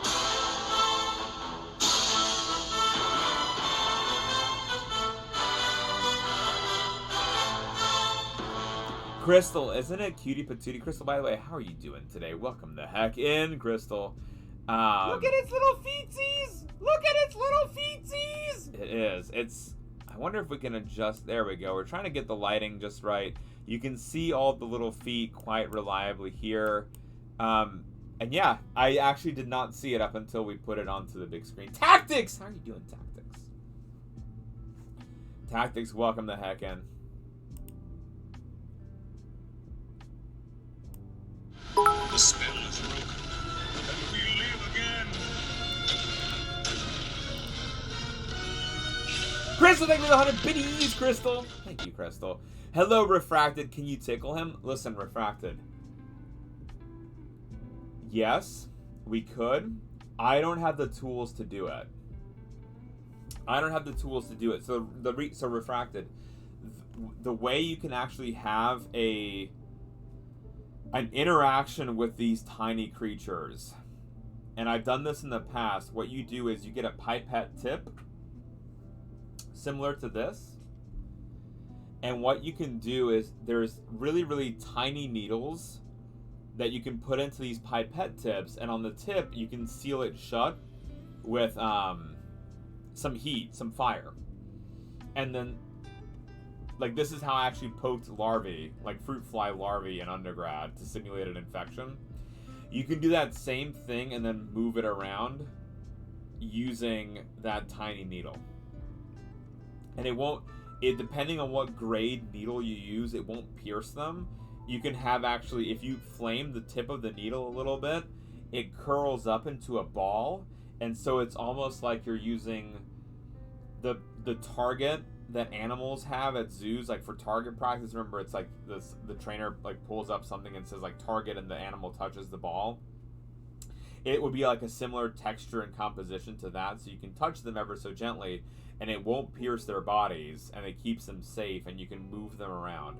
It's helpful for really, really tiny creatures such as these. But I do not have the tools. I do not have the tools currently. The fire we can get.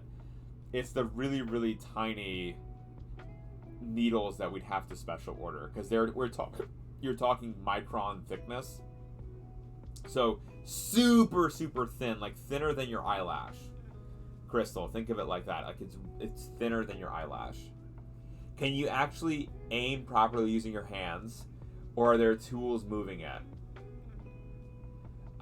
So Refracted, when doing that, you can move stuff with your hands if your hands are steady enough. Like I was able to do, brain dissections with just, thin needles and my hands. Like it's, as long as your hands are steady enough, you're able to do the actual experimentation. There are equipment setups where you use guided machines. Those tend not to be for these really tiny insects or these tiny creatures. They tend to be on, like, if you're doing a mouse experiment. If you're doing a mouse experiment, you can actually set the machine to say, like, here are your coordinates, and the coordinates are where you should go cut, and then every time you put in a new mouse, it'll hit the same coordinates every time. So that's actually a really nice feature of having the machine-assisted one. The only thing that I've played with that was machine-assisted was embryo injections, where you can actually give the embryo an injection, like, and you're holding it, you're having a machine do it, so you move around these little joysticks. Like, it's almost like a Sega or like a video game system joystick set, and you move them around to pierce the embryo, and then you have a foot pedal, and the foot pedal you squeeze, and that injects X amount of liquid into whatever organism of your choice, and then you move on to the next one. Do you stain? No, Ursula. This is a live shot. There's nothing stained in here. And so this, to answer your question, Refracted, this is 45 times magnified.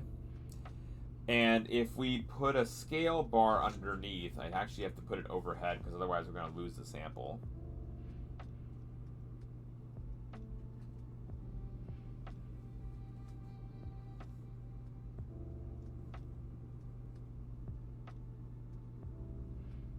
That whole well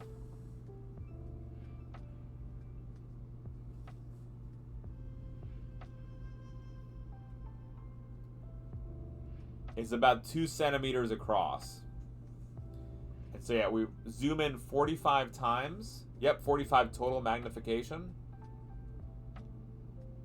And then we find our little tardigrade. Hello, first time chatter, Felicity91. Felicity, we just found a tardigrade, a microorganism that can survive the vacuum of space.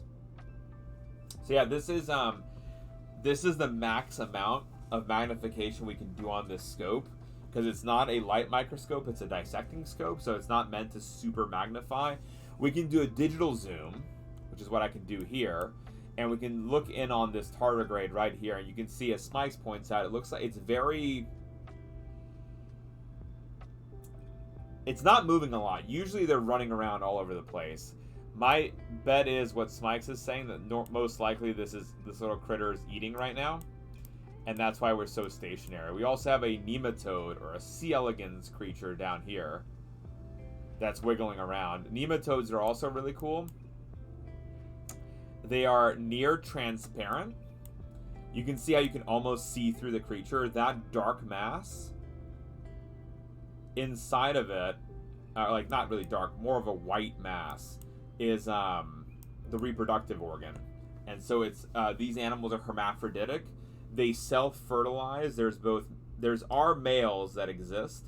Males tend to only be produced in times of stress, and when they're produced, they mate with the hermaphrodite, and then the males just end up dying. They're just a way to create genetic variation in the population and during times of stress.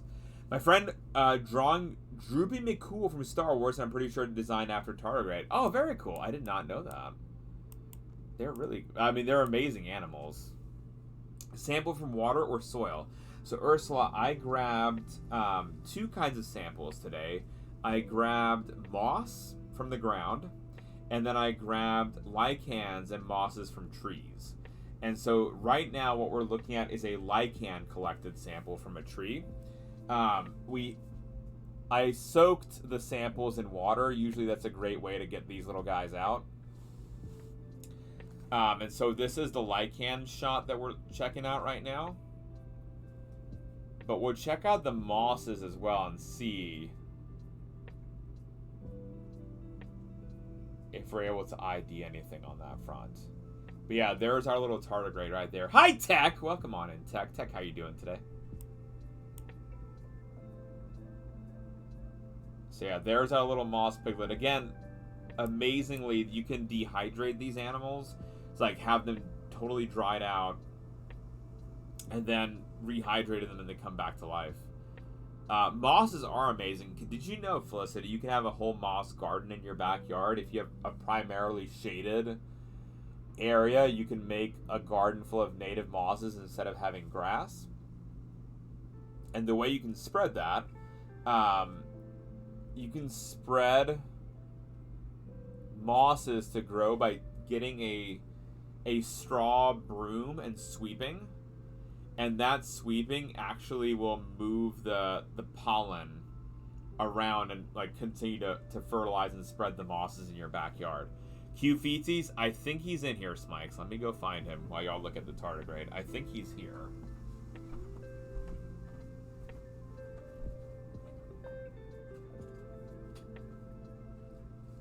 Only reason I have to check Smikes because I wasn't sure if he was put into little Alona's room yet. But yes, we do have a tardigrade plushie.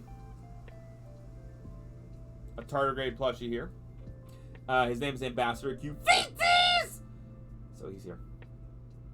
Have to go. Good night. Oh, thank you, Snowflake, for hanging with us. Thank you so much. Gotta be wet. Yep. And you do have to keep it damp too, Felicity. Yeah, to sporulate it. It happened all by myself in my garden. Well, Cliff, it's because you have a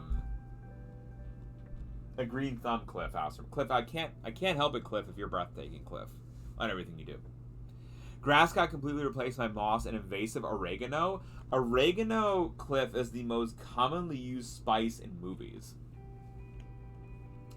I don't know where I had that statistic from. It might be outdated at this point, but apparently when spices are utilized as a plot point, the most common one is oregano.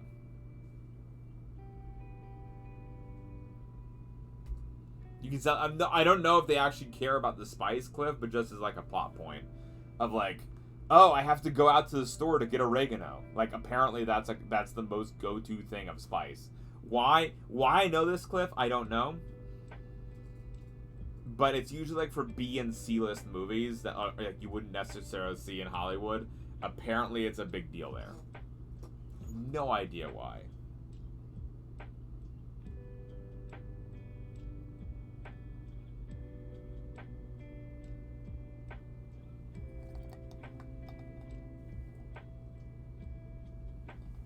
Is goat really? That's also surprising. Smikes, that would have been that's a good trivia question too. But yeah, there's our tardigrade, and you can see he's just exploring the little area. You can see his feet quite rugged. We have a very good sample today. He's very much behaving and looking around and examining the world. Friends had a guinea pig when we went to Ecuador. Oh, you ate guinea pig. Ooh.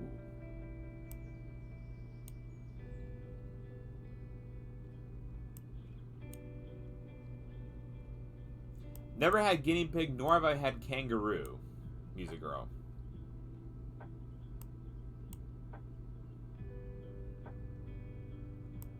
But yeah, it looks like, free floating, quite active, moving its little arms around. Lots of parts of Indian cows are sacred, so go. Yep, that makes sense. That makes sense.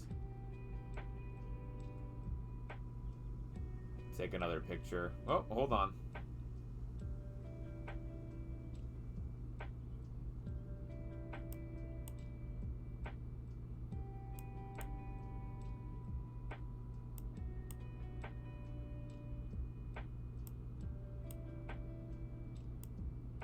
Wanted to get another good shot of our tardigrade, but there's some trash on top, and I'm nervous of moving the trash around because I feel like we'll lose them. But you know what? Maybe we'll just try to clean up the sample a little bit and see if we can get a better view of them.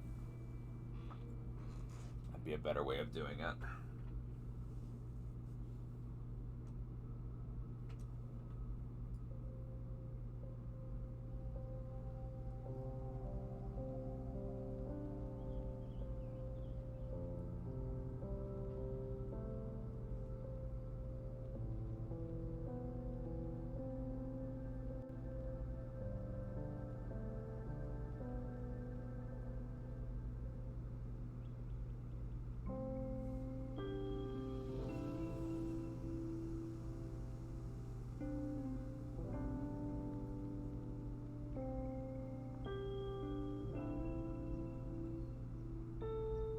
Felicity, my job is a scientist. So my background is I have a PhD in molecular and systems biology. I postdoc worked in antigenetics and epigenetics, and I work daily in the scientific field. So that's why we do live science content here on Twitch. I'm not just a random jabroni who likes science. I'm actually trained in this. And our mission is here on the channel is to bring more science to more people and make science accessible. So if you have questions and you're excited about science, you're in the right place. We do like to have fun here. We do derail a lot. We jump around on silly things. But again, it's all meant to make science more accessible. There's his mouth part, actually. That's a really good shot right there. You can see right there the mouth part sticking out.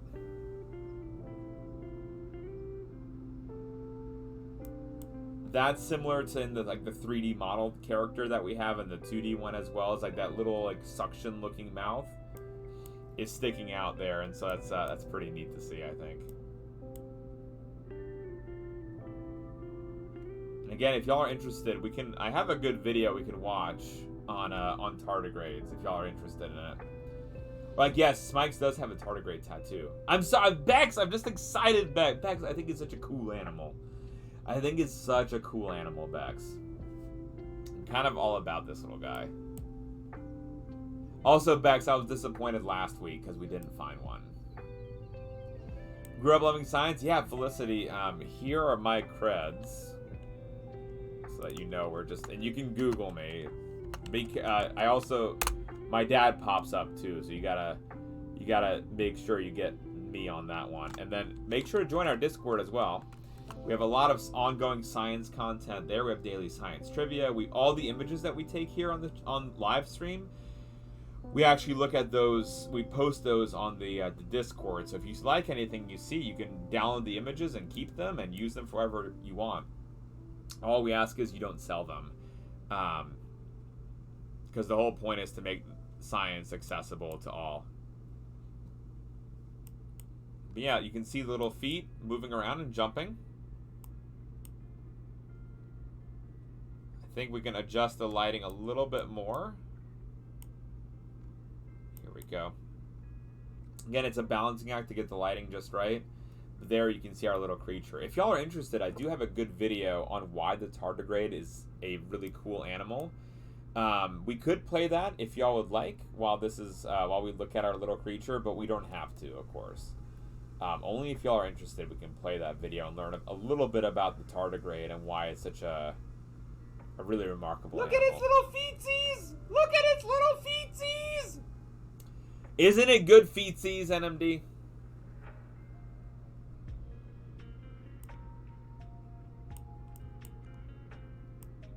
NMD, it's using this little piece of moss as like a little raft.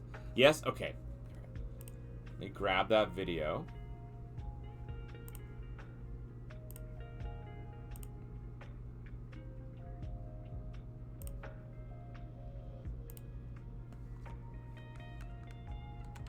The mouth is terrifying, Smikes. Although I think we at least made the animation look okay. Tardigrade. There we go. Okay. Got it. Alright, I think we're going to be a little bit loosey-goosey here.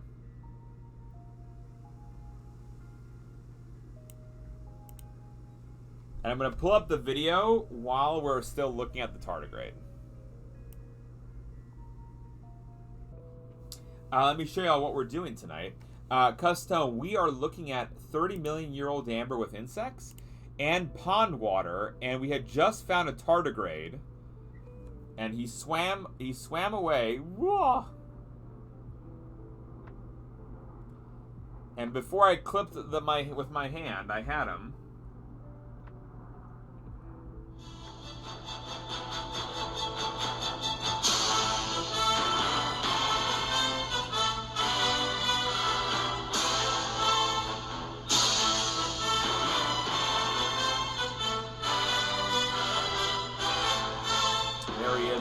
Found him. I'm going to move away some of the debris.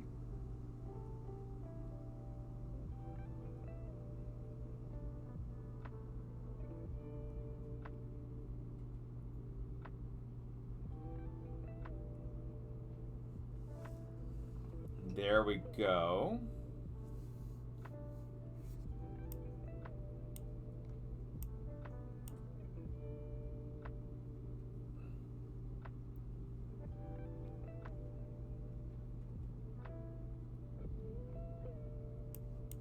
There we go. He's crawling down below. Why did the tardigrade cross the microscope? Hi, Kennedy. Why?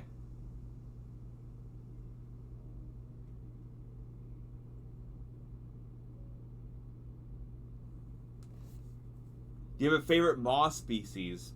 I don't know, Felicity. My expertise is in insects. To get to the other slide. Kennedy, that deserves an air horn. Well done, Kennedy. Well done. I don't know my favorite moss. I think they're all very pretty. But do I have a favorite? I'm not entirely sure.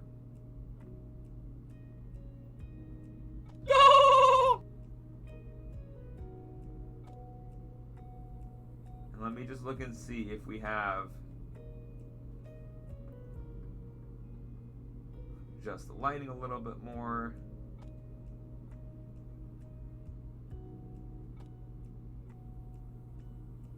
A better angle of our tardigrade here.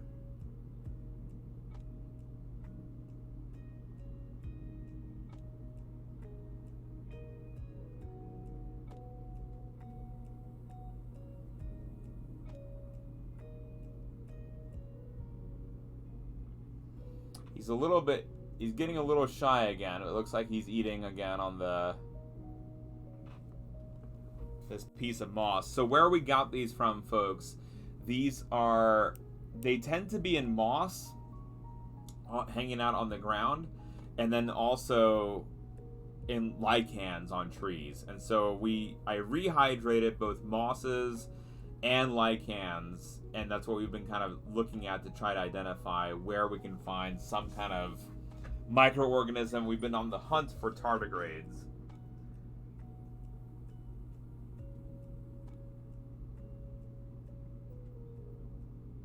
And again, I clipped the dish, so I need to re-find our tardigrade. I don't think he fell out of the dish, but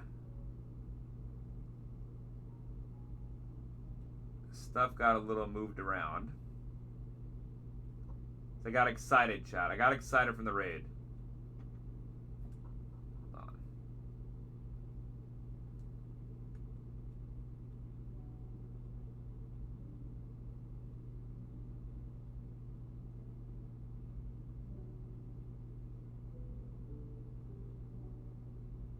If not, we do have an image.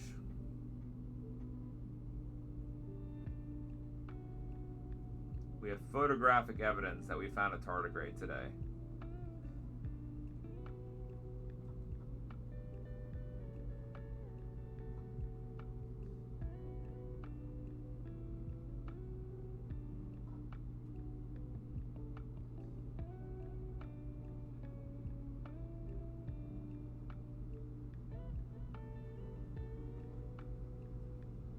Look at its little feetsies! Look at its little feetsies! I know. I wish there was just an easy way to retrieve them.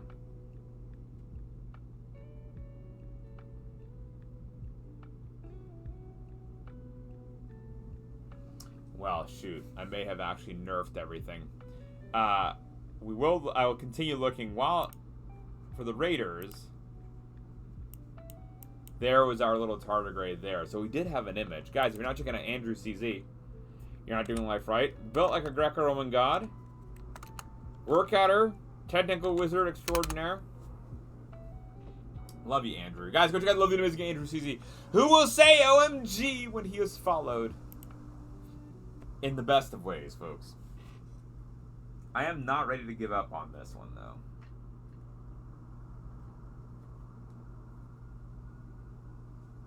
We had him in here. I mean, there may very well be another tardigrade in the neighboring dish, or 30 of them in one well. And it's like, oh, why didn't we just shift over earlier? because I get nervous. Oh, is that him? No, there's another nematode.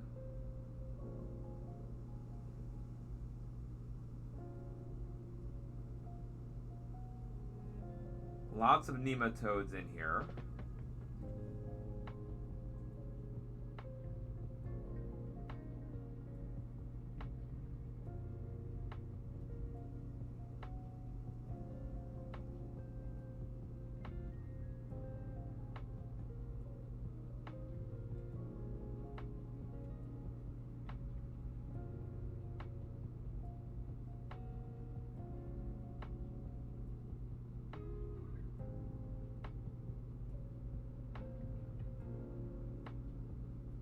Alright, y'all. My suspicion is that we need to move over to a different well because it's getting a little bit like messy in this one, so let's move over on that one.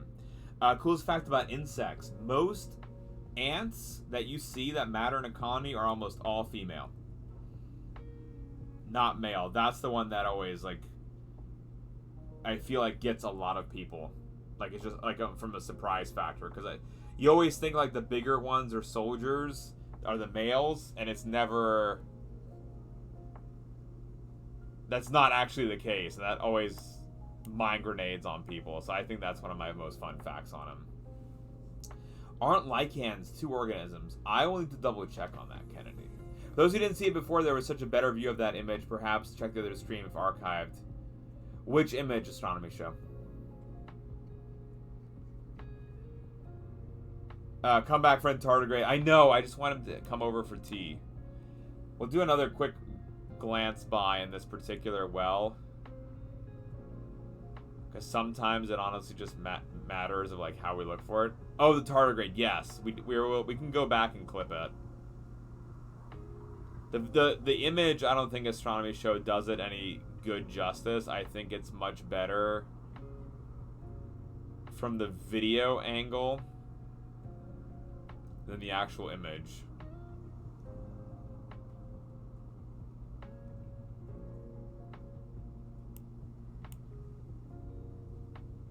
I think we found him again. Of course, he's under some trash.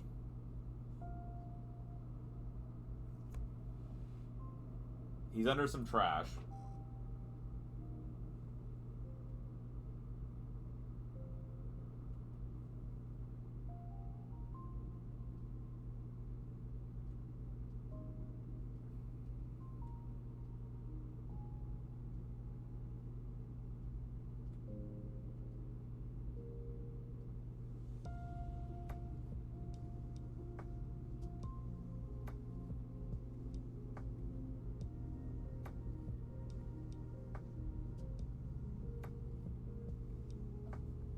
Okay.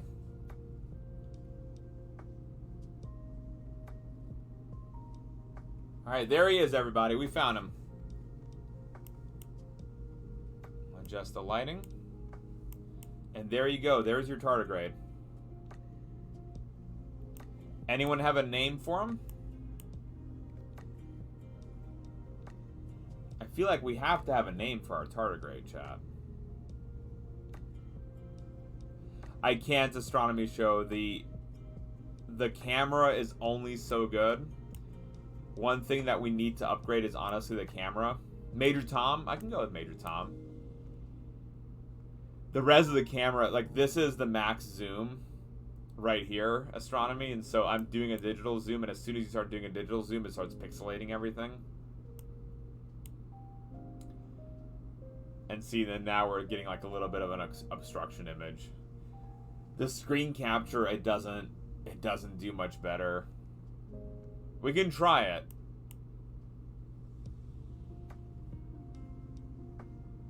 Let's see what maybe I need to move this little piece of trash out of the way again.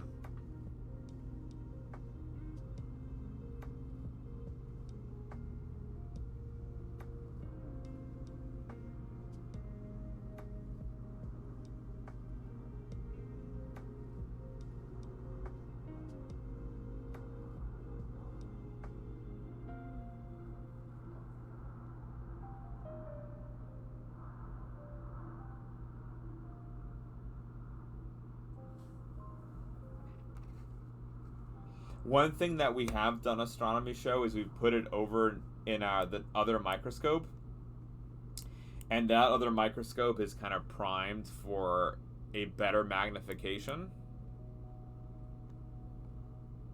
So that's something that we will do at some point soon. Probably not today, but on a different stream we'll actually do it like that.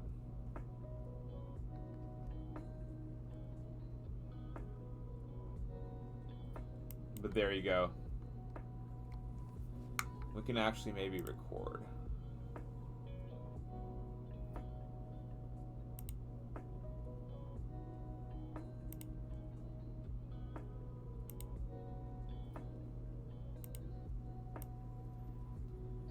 There you go. Supposedly astronomy, so I'm capturing a video right now.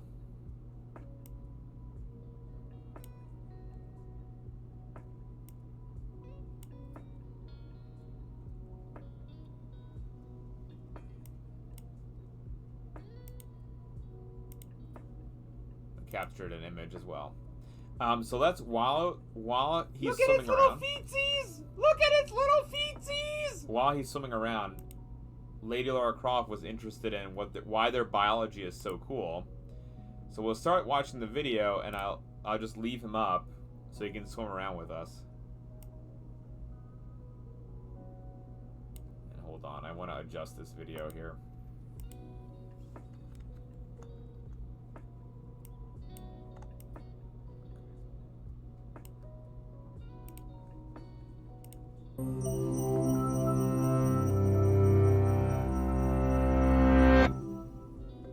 Without water, a human can only survive for about 100 hours. But there's a creature so resilient that it can go without it for decades. This 1 millimeter animal can survive both the hottest and coldest environments on Earth, and can even withstand high levels of radiation. This is the tardigrade, and it's one of the toughest creatures on Earth, even if it does look more like a chubby, 8-legged gummy bear. Most organisms need water to survive. Water allows metabolism to occur, which is the process that drives all the biochemical reactions that take place in cells. But creatures like the tardigrade, also known as the water bear, get around this restriction with a process called anhydrobiosis, from the Greek meaning life without water. And however extraordinary, tardigrades aren't alone. Bacteria, single-celled organisms called archaea, plants, and even other animals can all survive drying up.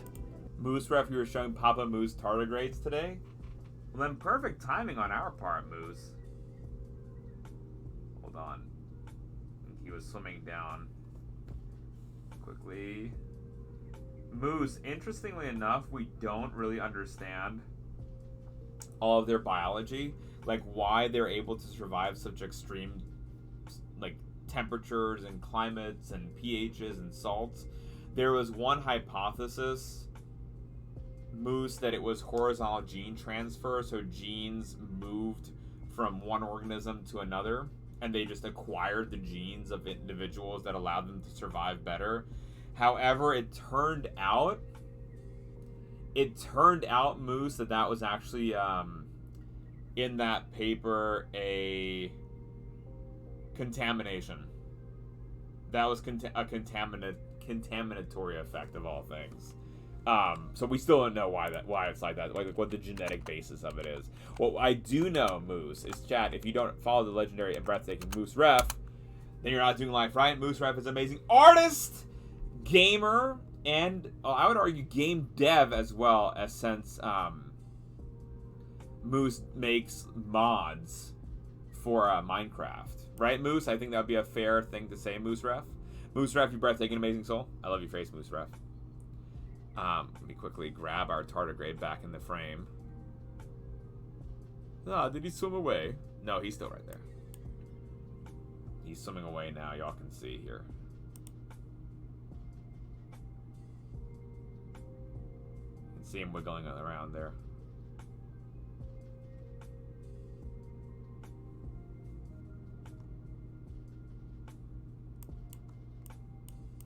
it's a very interesting movement, right? Like, he's clearly walking around, right? Rip Art is seeing it live, like, knowing this is just right under the microscope, I think is really, really cool. Just taking a couple of random images as well.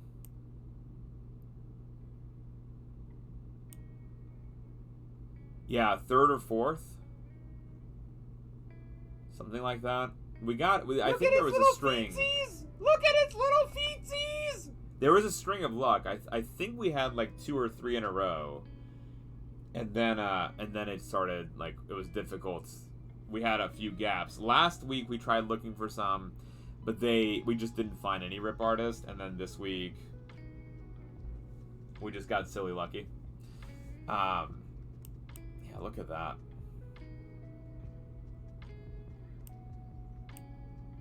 They're so cool to see. I don't know. I'm a kind of a sucker for these. All right, quickly back for the video. So we'll keep it on frame. He's swimming on around. Why again? These are such cool animals.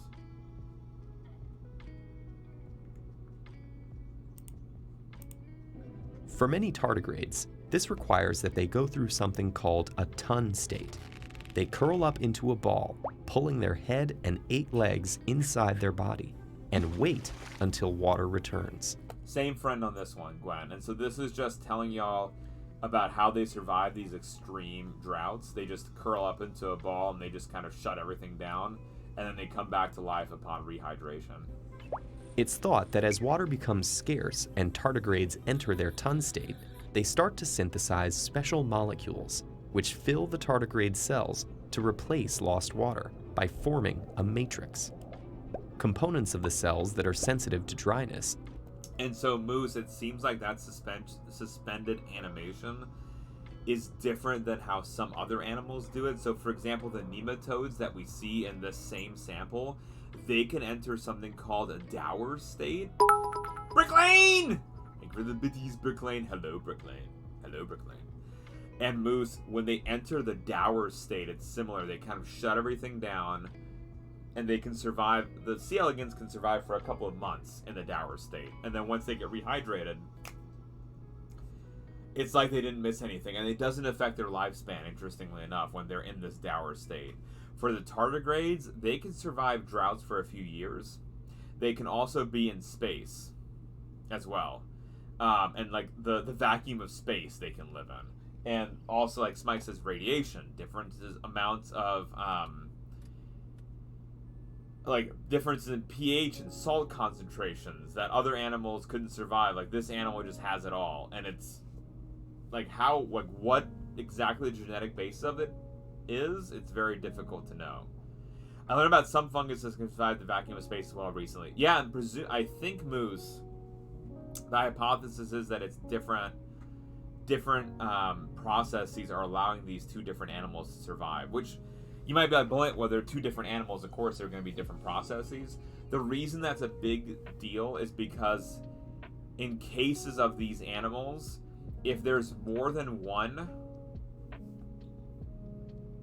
like, it just makes evolutionary sense. If there's some one thing that works, that's what will be most likely that works, versus having multiple ways of dealing with a stressor.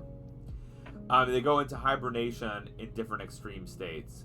Not always, Brick Lane. In high levels of, like, pH and salt, they continue swimming around. Like, it's not even affecting them. So it's more the dryness that's their biggest nemesis. Been a while since I've been here, but definitely gonna start more often loving this. As much as I hate to say it this time. Oh my goodness, Rip, we do have... Well, wrong camera.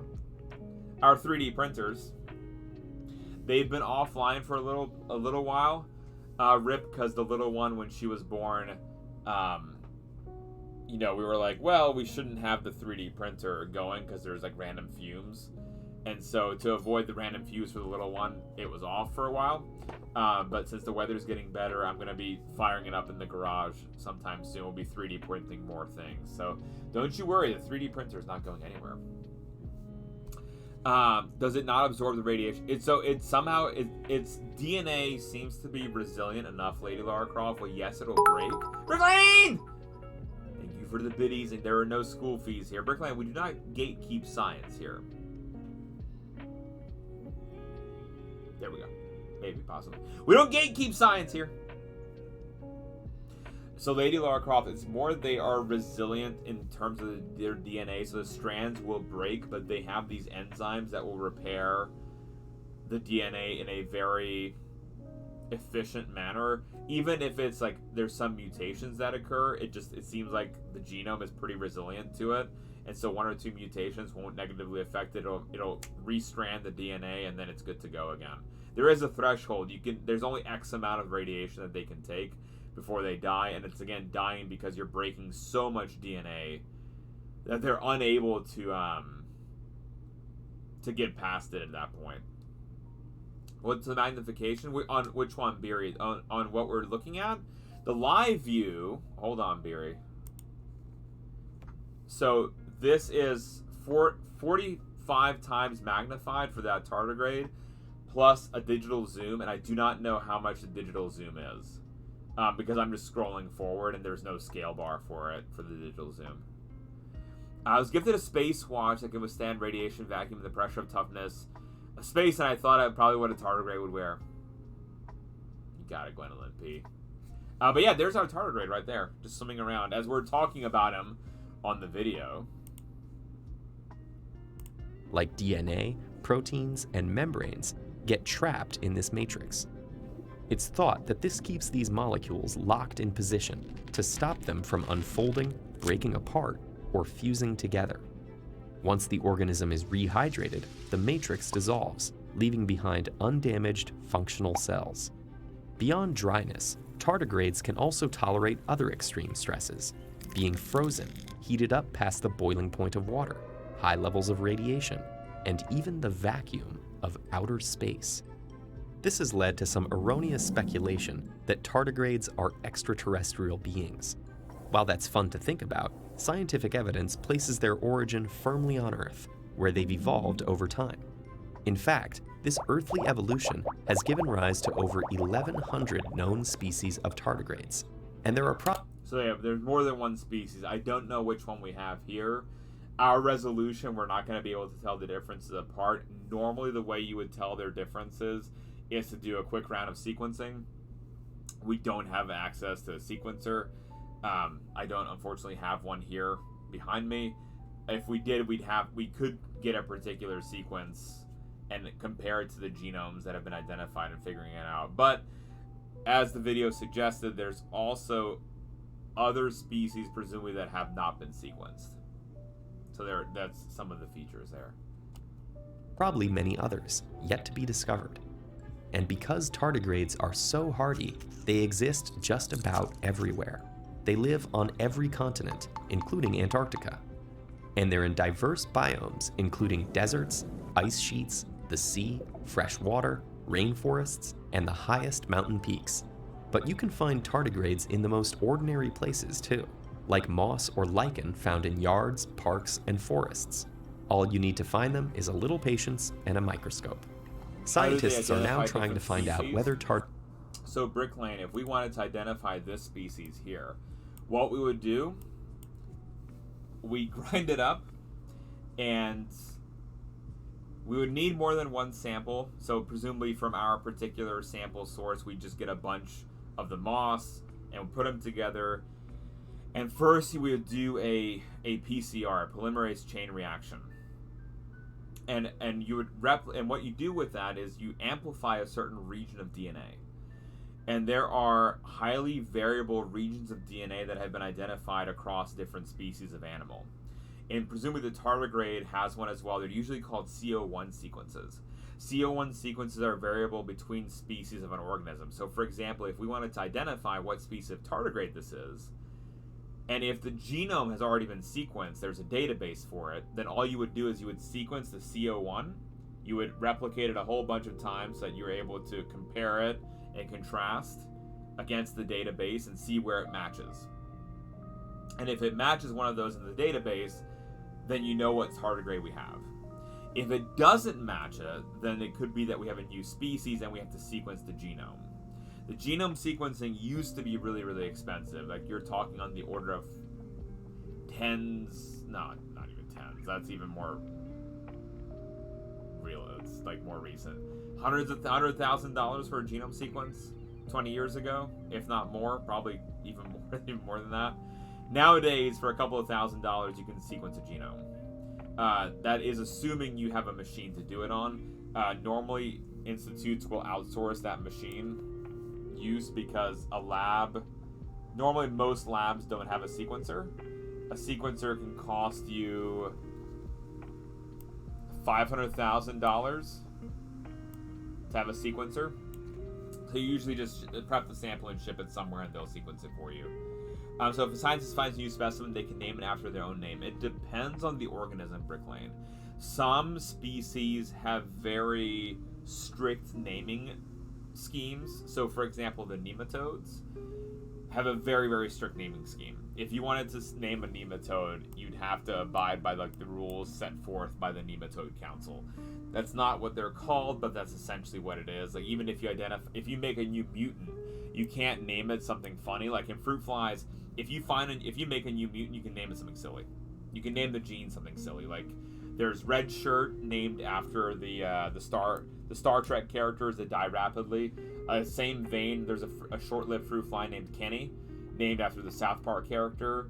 There's memory mutants named after vegetables. Like very silly things, right? With nematodes, the naming scheme is first 3 letters of a gene plus the lab that it came from plus the location and the year. So it's like a very regimented series of names. And so it just depends on the organism. I don't believe there's any rules for tardigrades. I think we could have, Tardigradius bricklanius or something like that would be, we could totally do something like that. As long as you identify that it is in fact a unique species, then you're kind of good to go on that front. Yeah, you can see him going around. Yeah, so Lady Lara Croft, even, it's gotten much better. Like the sequencer is a really pricey one. And so as the difficulty is, if you can afford a sequencer, that's great. Because if you can have a sequencer, you can do these experiments. The reagents, like the materials to do it, are also expensive. So if you can, and they're difficult to do methods. So if you can buy the materials and you're trained and skillful enough to do the methodology, you can do the sequencing in-house and save a bunch of money. So that's definitely something to think about. One of Twitch streamers, SoFlo Wildlife, is a marine biologist, takes fin clip samples to get their DNA analyzed when it is more than 1,000 because getting fewer done cost. Yep, that's true. So Kennedy, that used to be how we had it. We could, if we filled up a plate, then once you filled up a plate, you can run the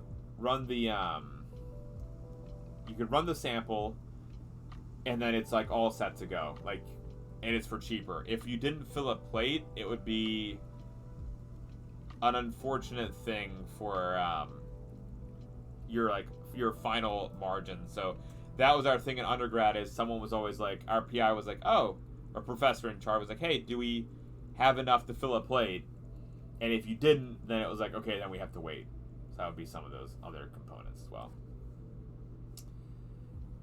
So the FBI and CSI ads times 3. Okay, let me know when y'all are back from the ads.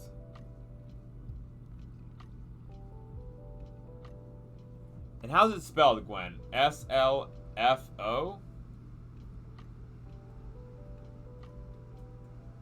I don't know the name, Gwen. And I just searched for it, and it's not SLFO. Yeah, if y'all can give me the spelling of that, I'd much appreciate it.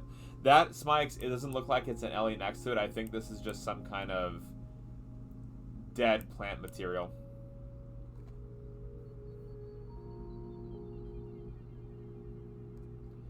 Oh, thank you, Marianne. Hi, Marianne. How you doing?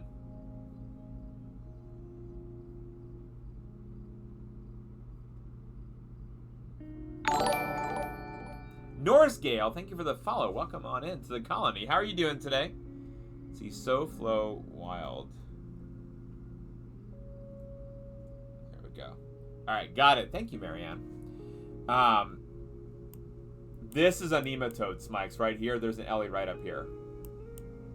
So you can see it's shorter and it's very, very pointed on either end. So it needs to have that really strong pointed feature before you're able to really identify it. And yeah, this one's just far too thick for it. Yeah, the nematode is much bigger than the tardigrade. So here's the tardigrade right here, and of course there's something. The nematode is flicking trash towards it. But yeah, in terms of size, this is much, much smaller. It's yeeting trash at me, Spikes. I don't like it, Spikes. I don't like it at all. Let me move around our sample and see.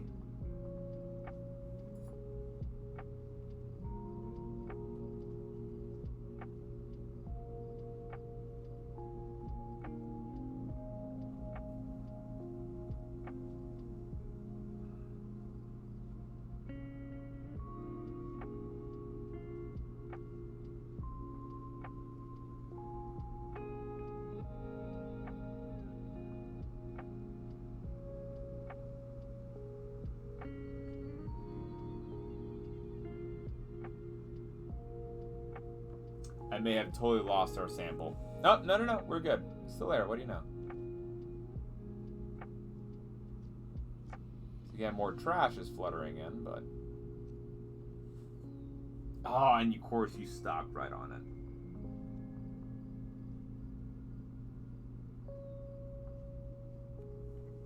There we go. There's our little tardigrade again.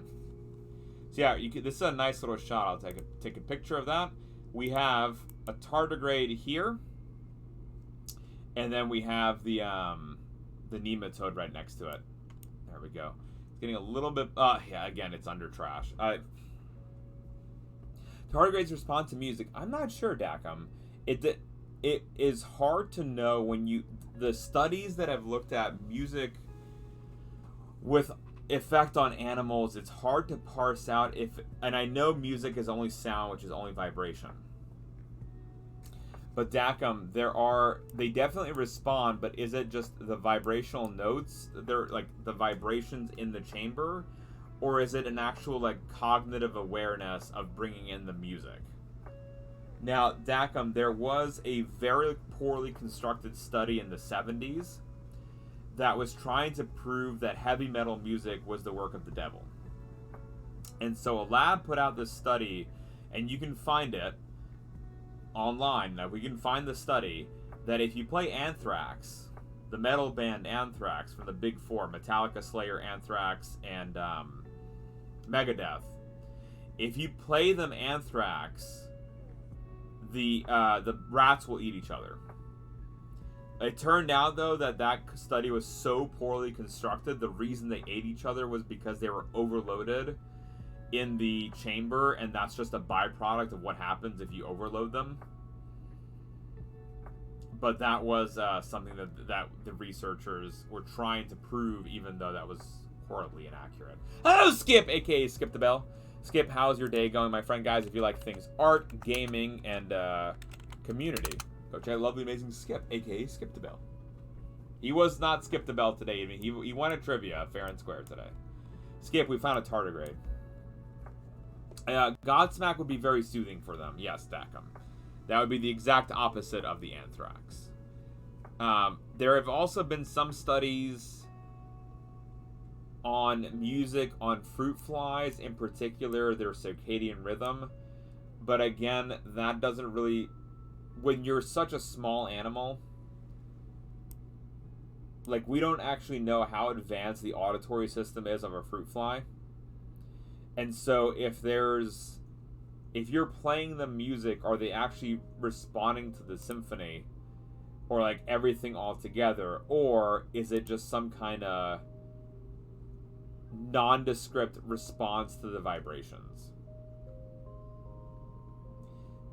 Either is okay and either is interesting, but gotta go. Thank you so much, Bricklane. Bricklane, thank you for hanging with us. Thank you for the BTs, Bricklane. Appreciate you. Playing Nickelback. No, Kennedy. There is no evidence. However, Kennedy, Nickelback's latest single, Pants, is shown to be enjoyed by tardigrades. I like your pants around your pants. That apparently is a big hit with the tardigrades. I like your pants, around your pants. And subscribers can trigger that sound alert. Exclamation point pants.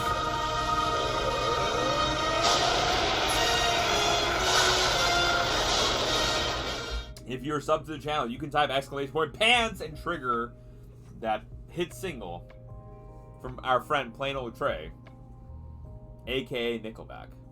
I like your pants around Gucci in the your Gucci mama. pants. It's very Gucci clip. Yeah, very, very Gucci. So let's see, there is the tardigrade. Let's pull back the video so we can learn a little bit more about these beautiful animals. P-A-N-T-S. Almost Dacum. Just gotta add the A.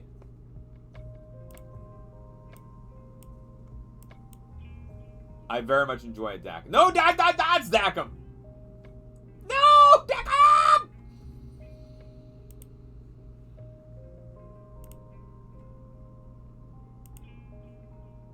Tardigrades use the tun state, their anti-drying technique, to I survive like your other pants stresses. around your If we can pants. Thank you, Dacum. Dacum. Isn't it pure gold, Dacum? Pants around your pants. Dacum. Dacum. You know where we got that from, right? That is our lovely friend, Plain Old Trey. Dacum. Trey does other symphonies of Nickelback as well. When he does never know to the wise man, or something like that. He does that one too. It's like next level quality. It's next level quality on that. Yeah, Marianne, this is live. This is live, Marianne. We're looking at it right there. It's absolutely live. See, I'm wiggling around. Wow, wow, yippee yo, yippee, Snoop Dogg in the his house. Boys! Boys Custom Fab, welcome. Boys, how was the rest of your stream, sir? How was the rest of your stream, boys? Welcome on in, boys. We found a tardigrade. He is being a little bit silly. But these are the animals that can survive, you know, the pressures of space, extreme heat, dry temperature, all the things. And we've been watching him swim around Look at its in little our sample. feetsies! Look Jimmy! at its little feetsies! Good God, Mr. B is in here as well. Jimmy, I heard you got a can of whoop butt opened on you by Music Girl. Is this true? Jimmy, did you get a can of whoop butt opened on you? Look at its little feetsies! Look at its little feetsies! Is this true, Jimmy B? Chat, Jimmy was playing Pokemon Stadium with Music Girl, and what ended up happening? Feetsies. Look at its little feetsies! What ended up happening, folks? Music Girl kicked Jimmy in such a kabooty that it was absolute madness. There was caboose kicking left, right, and center, folks. A.k.a. 96 A.k.a. is how you say hero. So I believe our little tardigrade friend, I think he's somewhere in this pile right now. Getting sad for tardigrade. Why are you getting sad? Is that my weight singly? No. So Marianne, the issue is they are so light. They are they will as I'm like shifting the water, like trying to move away, they're floating very rapidly. Does it have friends? No, it is very sad right now, NMD. And yes, boys, the original feetsies was from the tardigrade. Guys, if you're not checking out Boyd's Custom Fab, Boyd's Custom Fab, a legendary maker and crafter extraordinary, single most handsome man in the state of Texas, most dreamy eyes on the Twitter sphere. And he was making beautiful boards with a resin pour into it. Stunning work, Boyds! As always, sir, how the heck are you, my friend? And then we'll get a fancy fan shout out to Mr. Jimmy B93, where Mr. B was getting his butt whooped. She was a little salty when I beat her on the last battle. You did not beat her, Jimmy.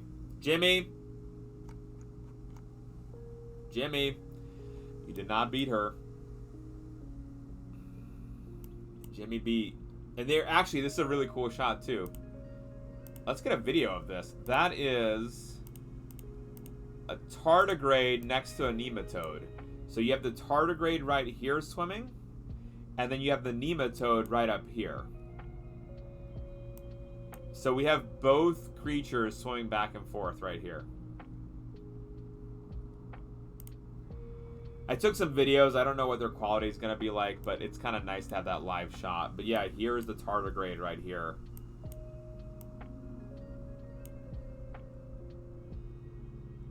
Can you please narrate which one, Smikes?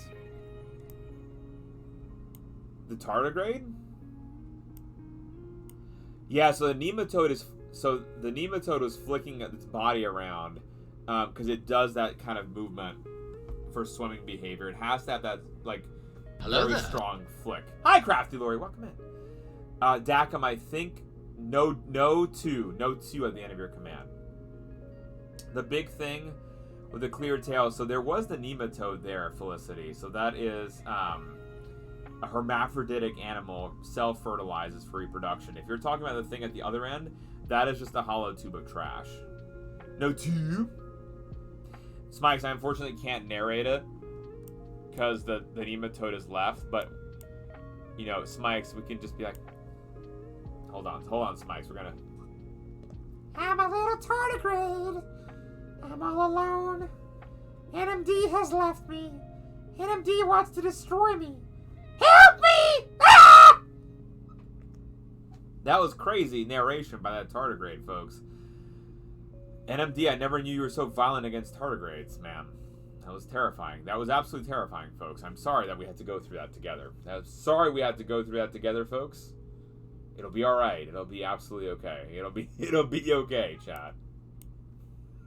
Well, Lord, I don't know NMD. It's... I don't know. She's known as the Tardigrade Destroyer with her sword and shield. That's so strange, Mr. Tardigrade. That's very strange. We'll keep you safe, Mr. Tardigrade. Guys. All right. Too much. I'm so sorry, Smikes. I'm so sorry. It's too much to clip. I apologize. Mr. Tardigrade, NMD says, I offer my sincerest apologies. It is forsaken and forgiven, NMD. You can be, instead of our destroyer, our hero, NMD. Please help us as we conquer the universe. This is a very strange tardigrade, chat. I've never heard of such a chatty tardigrade. Chat! Let's continue on the video, folks. Poor Lady Lara Croft just wanted to learn more about tardigrades, and here we are speaking about them. Understand how they and other creatures stabilize their sensitive biological molecules. Perhaps we could apply this knowledge to help us stabilize vaccines, or to develop stress-tolerant crops that can cope with Earth's changing climate. And by studying how tardigrades survive prolonged exposure to the vacuum of outer space, scientists can generate clues about the environmental limits of life and how to safeguard astronauts. In the process, tardigrades could even help us answer a critical question. Could life survive on planets much less hospitable than our own? So the idea is if we can figure out some of the genetic basis of these animals and how they operate, maybe we'd be able to use those genes and splice in fundamental protective biology. Unfortunately, Lady Lara Croft, it is... So, Lady Lara Croft, there was a really, really cool study in 2016, I think. And it was analyzing what genes allowed the tardigrade to survive really well. And what it looked like was an event of horizontal gene transfer. Horizontal gene transfer is when a gene or a segment of DNA moves from one organism to another. And the idea was maybe this is how they're acquiring characteristics. Like they're living in environments that have animals that can survive some kind of stressor, and they're just acquiring those genes through these jumping genes techniques. Cool. So they sequenced a bunch, and they were like, oh, this is what it looks like is happening. Fast forward 3 months, it turns out all of that data was contaminated. There were actually no jumping genes. So again, we don't actually know where their genetics came from and evolved. Oh, look, they're interacting. Look at that. So we don't actually know where these genes came from and how they interact and like where they actually acquired them from. Was it horizontal gene transfer? It still could have been, but that paper had a contamination effect to it. Barry, this is a nematode. This is a nematode right here underneath it. And Marianne, they do not live on us. They require darker, damp areas. Not necessarily hot or cold, because they can survive hot or cold, but like damp is the ideal. One way you can probably find them in your own backyard. You just acquire some mosses or lichens and throw them onto, like dry them out for a week, and then throw them in water and put them under a microscope, and you'll find some tardigrades. Brine shrimp are sea monkeys. There we go. Jumping jeans. Yep. Barbara McClintock. Yep. Much more beckons me to look through to these infinite possibilities. Stack them. You're breathtaking. Yeah. Did you ever get any pictures? I can't remember now. Hi, Soup. How you doing, Soup? They are not engaging in fisticuffs, Soup. They live amongst each other. They do have similar diets where they also go for like other smaller organisms, but they will not attack each other. Don't worry, Soup. We will not have any aggression here. Soup, how the heck are you doing, my friend? Welcome on in. I'm gonna move around some of this stuff. There we go. Clearing off some of the trash. Soup, we have a new command today. We have a new command on Official Soup. It's ! LIG. The 3 letters, LIG. I'm trying to just move the trash out of the way. Did I...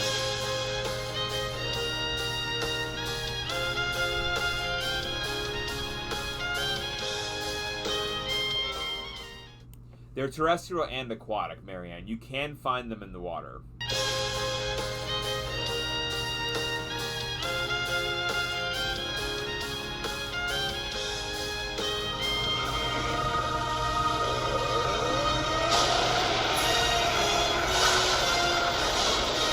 I'm going to head out. I'll be back, though. Thank you for my first Tardigrade live. My day is complete. Rip Artist. Thank you for being here. Enjoy, on your way out, a Tardigrade hero.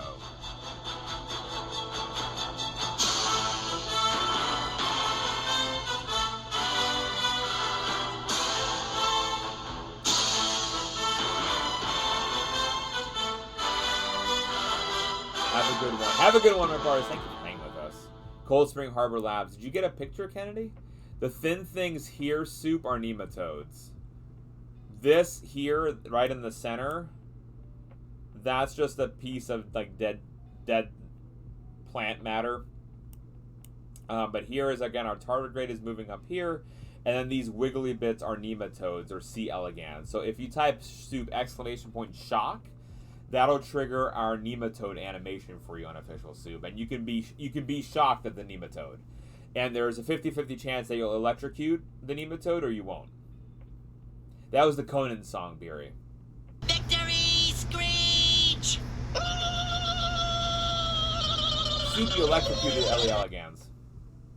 Disappointed in you, Soup. They've not been discovered on any terrestrial or aquatic being. Like a symbiotic relationship. Not that I'm aware of, Marianne. They're usually free-floating. They're usually like eating microorganisms. There's no affiliation or association with another animal, as far as I'm aware. That doesn't mean that there's not one, Marianne.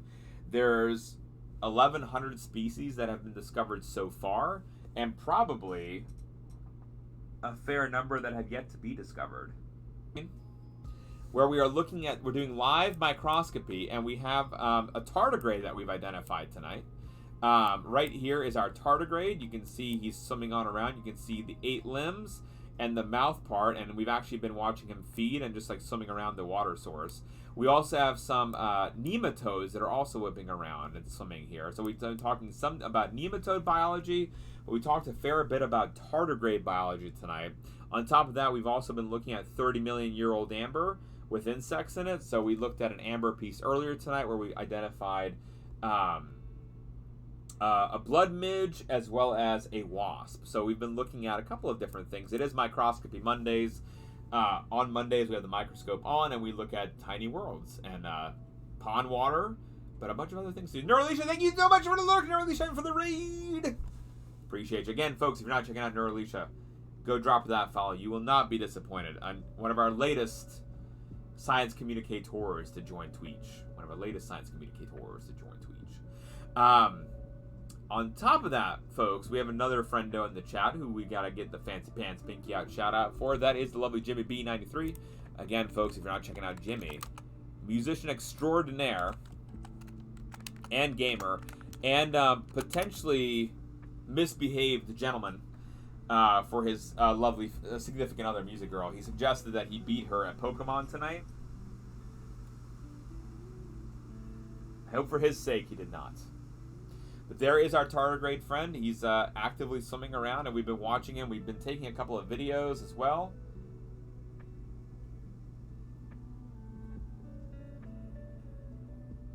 And just enjoying some of his company.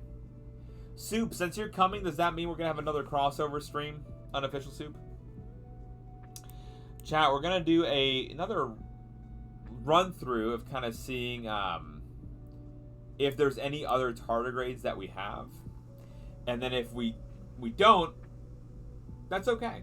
Because we've already found one tardigrade tonight. I think we've already done quite a good job. Actually, let me show y'all some of the pictures that we've taken. This is another piece of the amber that we identified. Oh, God, Soup, I cannot get that baked brie out of my head, sir. And we got a barbecue, Soup. We have to barbecue again. And all the things as before. I love it when we make all the things, Soup. Soup, can we make all the things again? Please and thank you, Soup. I'm just saving some of our images as well. If anyone's interested, all of the images that we take on the stream are uploaded to the Discord, where we have a microscopy section images channel. And you can download the images. You can use them for whatever you want. All we ask is you do not sell them to keep the science free. Barbecue and eclairs. Oh, yes, Soup, all of it. Soup, you know we have a child now, right? Though, right? Soup, you know we have a baby now. She will not eat any of those things, so that is not a knock on you, Soup. That's just a knock on her digestive system. So I hope you're okay with that, Soup. So yeah, we have some of our images here of the tardigrade. I supposedly took some videos. So we will see how well the videos turned out. We have not tried using this software much for video stuff, but we'll again see. I'm going to do a quick fly through and try to identify another well or two with any more tardigrades before we round out the evening. The software is very squirrely. There's supposedly, you know, that's why I also sometimes go through and save stuff live, because it'll randomly decide after a certain number of images that it's okay to turn off. Which is unfortunate, because if it just randomly turns off, then we're just kind of stuck on not seeing stuff, and I like to be able to see stuff, right? So let's look at a couple of other wells and see if there's anything else that we can ID. And then I did promise Lita that I'd be done at latest by 10:30 so we can have dinner. So we'll not be going for too much later, because I would like to have dinner with my wife.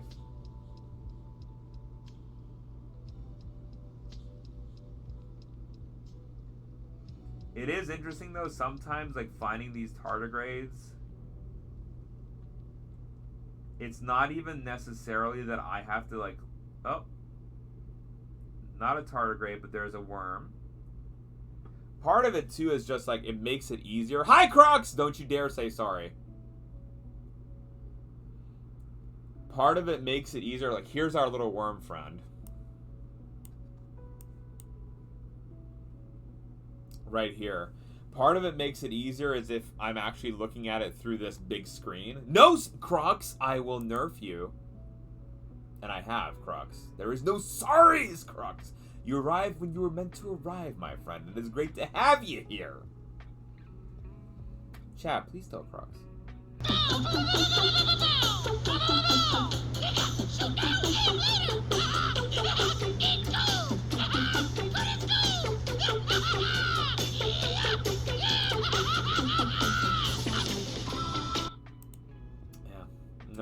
It's terrible. It's terrible. So this is not a tardigrade. This is just a worm friend that we've now found. There might be other tardigrades in here, but again, it seems like... See, like, there's another... Like, I didn't notice at first pass. This creature down here. Soup, you haven't sent us a Gucci, by the way. Unofficial Soup, did you know that we have a command, ! Gucci, and there are 57 Guccis from the community. It's in randomized of people saying Gucci. And you... Gucci! That's Callie. You haven't sent a single one, Unofficial Soup. How dare. So happy to hear... So, Crux, we've been learning about... we did some microscopy of amber, but we've also been looking at tardigrades. And so we looked at samples of moss and lichens, and we're finding tardigrades inside. We also found nematodes and other microorganisms as well. And again, sometimes it's just like, honestly, not even by eye for me looking under the microscope, but just having it up on this big screen and examining it is Gucci, baby, is pretty remarkable. Epoch! Hi, Epoch. Guys, someone else you could go check out is the legendary artist that is Epoch. Epoch, how are you doing today? Epoch, you stream very early, and I pull you up on the stream, and then I'm like, I take care of baby Alona, and by the time I come back, you finished. We'll all be Gucci. And it makes me, and I'm like, no, I couldn't say hi! But Epoch, lovely stream this morning, as always, my friend. I hope you're doing well today. We're just searching for some tardigrades.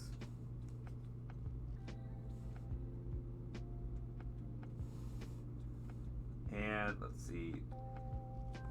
Switching between, these are still lichen samples.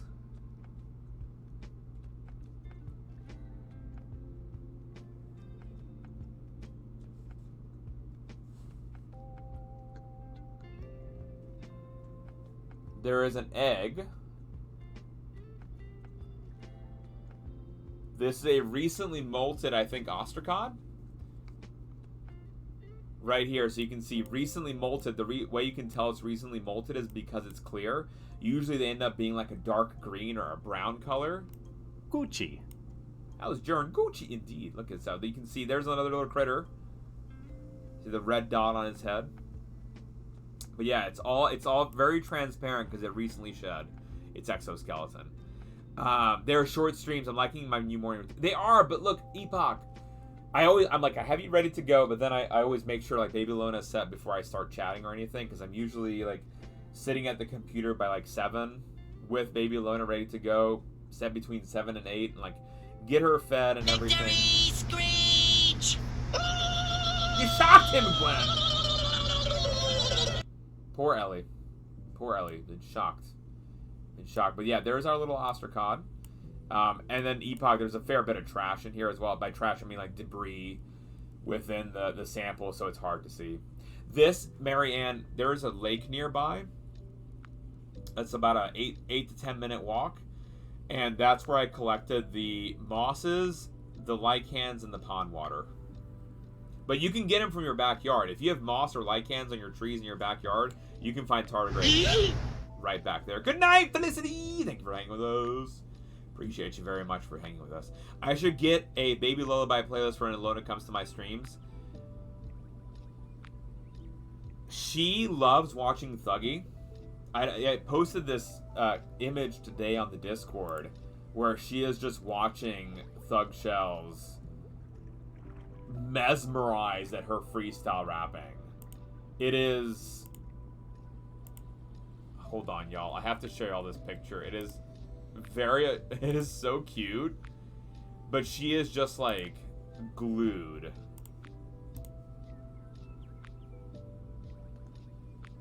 So there's Thuggy. There's the microscope. There's the microscope that we're on right now. And, yeah, she's just watching Thug Shells. Like... it is just... She's just, like... Yeah, she's, like, all about Thuggy. I've asked for a Thuggy onesie for her, but we've gotten no luck on that merch side of things. But yeah, she just enjoys the music very much. You gotta get a cat that does that. That does count. That does absolutely count NMD. But you're not gonna drop the cat. You're not gonna drop the baby NMD. You're not gonna do anything NMD. You're not gonna drop anything but the beats, the break beats. You're gonna drop some zesty break beats NMD. I believe that's the terminology for it. There's also, let's see, that is another nematode. We'll go on to the next well.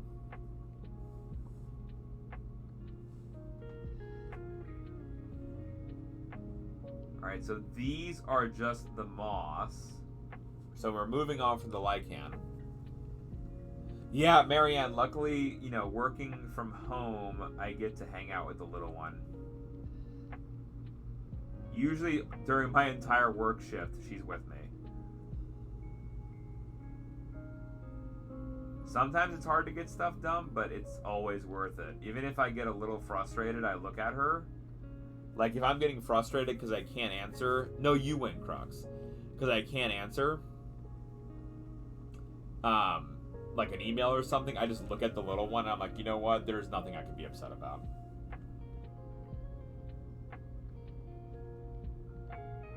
Because she looks and smiles at me and I'm like, well, I'm done. There's nothing better in life than that smile.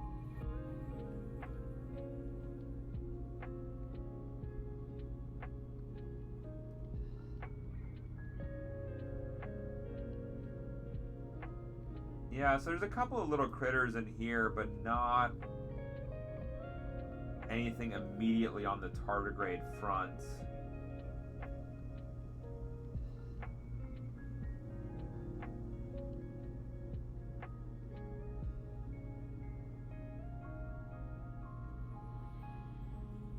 So yeah, nothing quite yet. I think what we're gonna do is there will be another... No, you, Epoch. You're breathtaking, Epoch.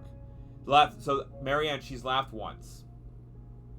She's laughed once, Marianne. She hasn't yet really started kicking in on the laughter front, but she's getting there. Gucci, Gucci, goo! Copyrocks!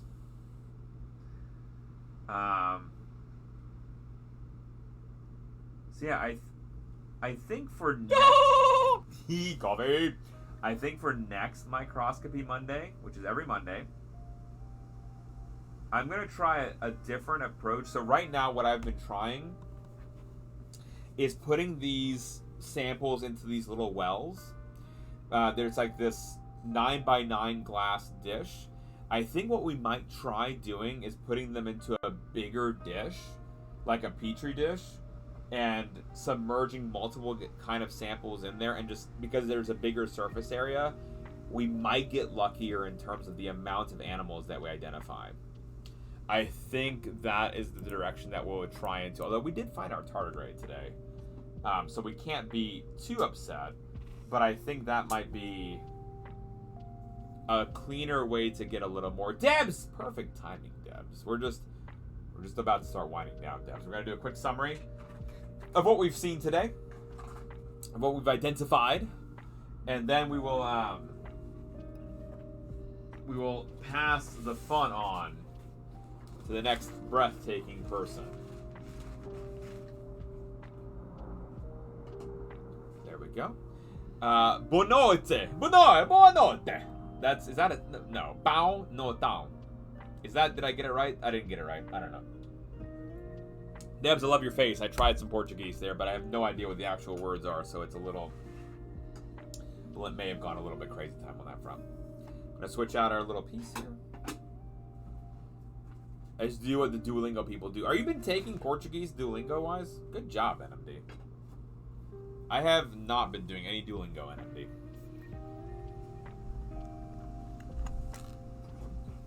So I think it's okay, NMD. I'm not actively searching for the new language.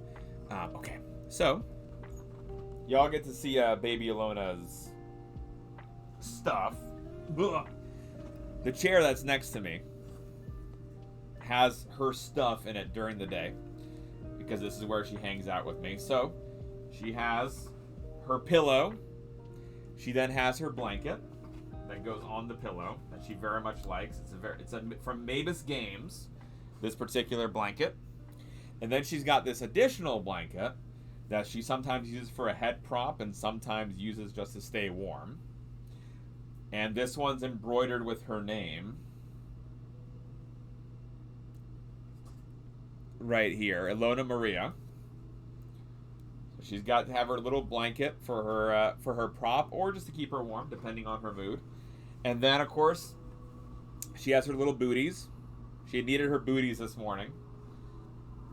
And then she has her her little face scrubber thing as well. She's got a whole station here next to me. It's ever so cutie patootie, folks. And yes, Noodle sleeps on there as well. the Noodle Noodle definitely sleeps on it too. So chat, I think we did a pretty fun job today looking at a bunch of unique samples. We started off with that 30 million year old amber. Oh, and some we looked at the mosses as well. I forgot that this is what the dried mosses look like before we put them under the scope. I forgot to do the lichens today. We'll do the lichens next time as well, just to see what they look like underneath the microscope as well. We then looked at our amber, and remember this amber was less than ideal today. There were these weird swoops through the pattern, and those weird swoops made it, we could not get a good shot of the head. We did when we flipped the sample. We were able to get this really nice featurette where you could see the abdomen, the petiole, the thorax. We got to see the wings, but it was that head that was really keeping us from seeing anything. Unfortunately, we could not make out any detail on the head. Even when I was turning around the sample, like, there's the head down there.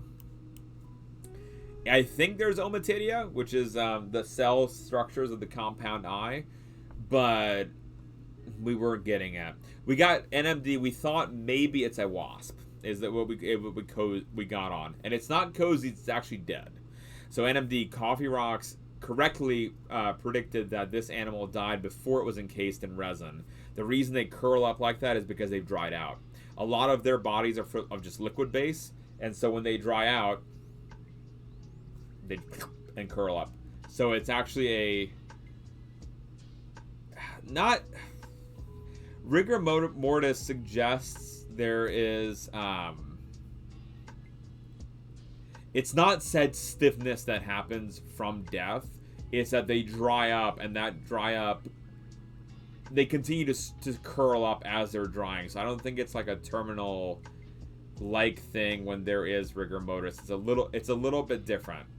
I know it might be a little bit semanticsy to be pointing out those, but it is a different one. And Lady Lara Croft, thank you for using the new emotes. We do have a new emote in today, folks, for spring. It's our seasonal spring emote. It is Antonia in a bee outfit sniffing a flower.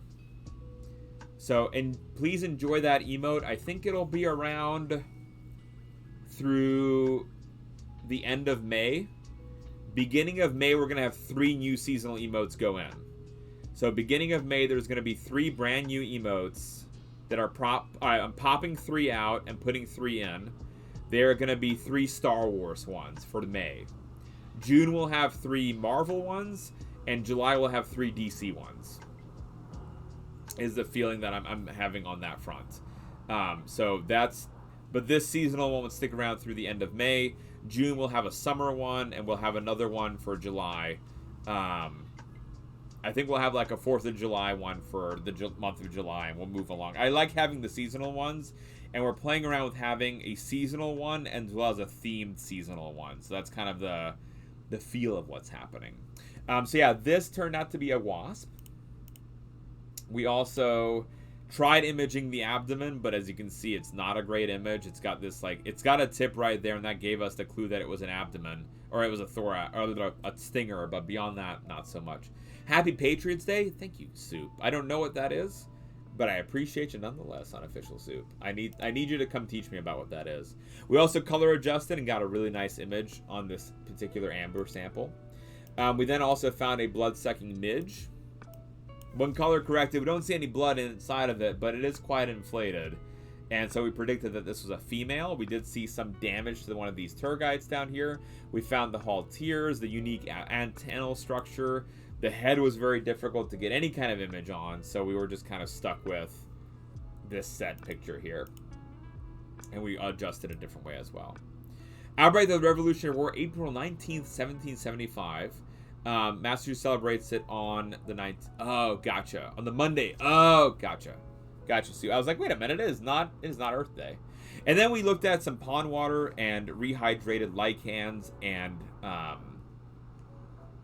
mosses, and we identified some tardigrades here.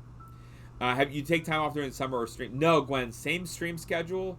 We might be going to the beach with my family for a week in end of July, beginning of August. That is the only plan for anything, Gwen. Otherwise, same stream schedule.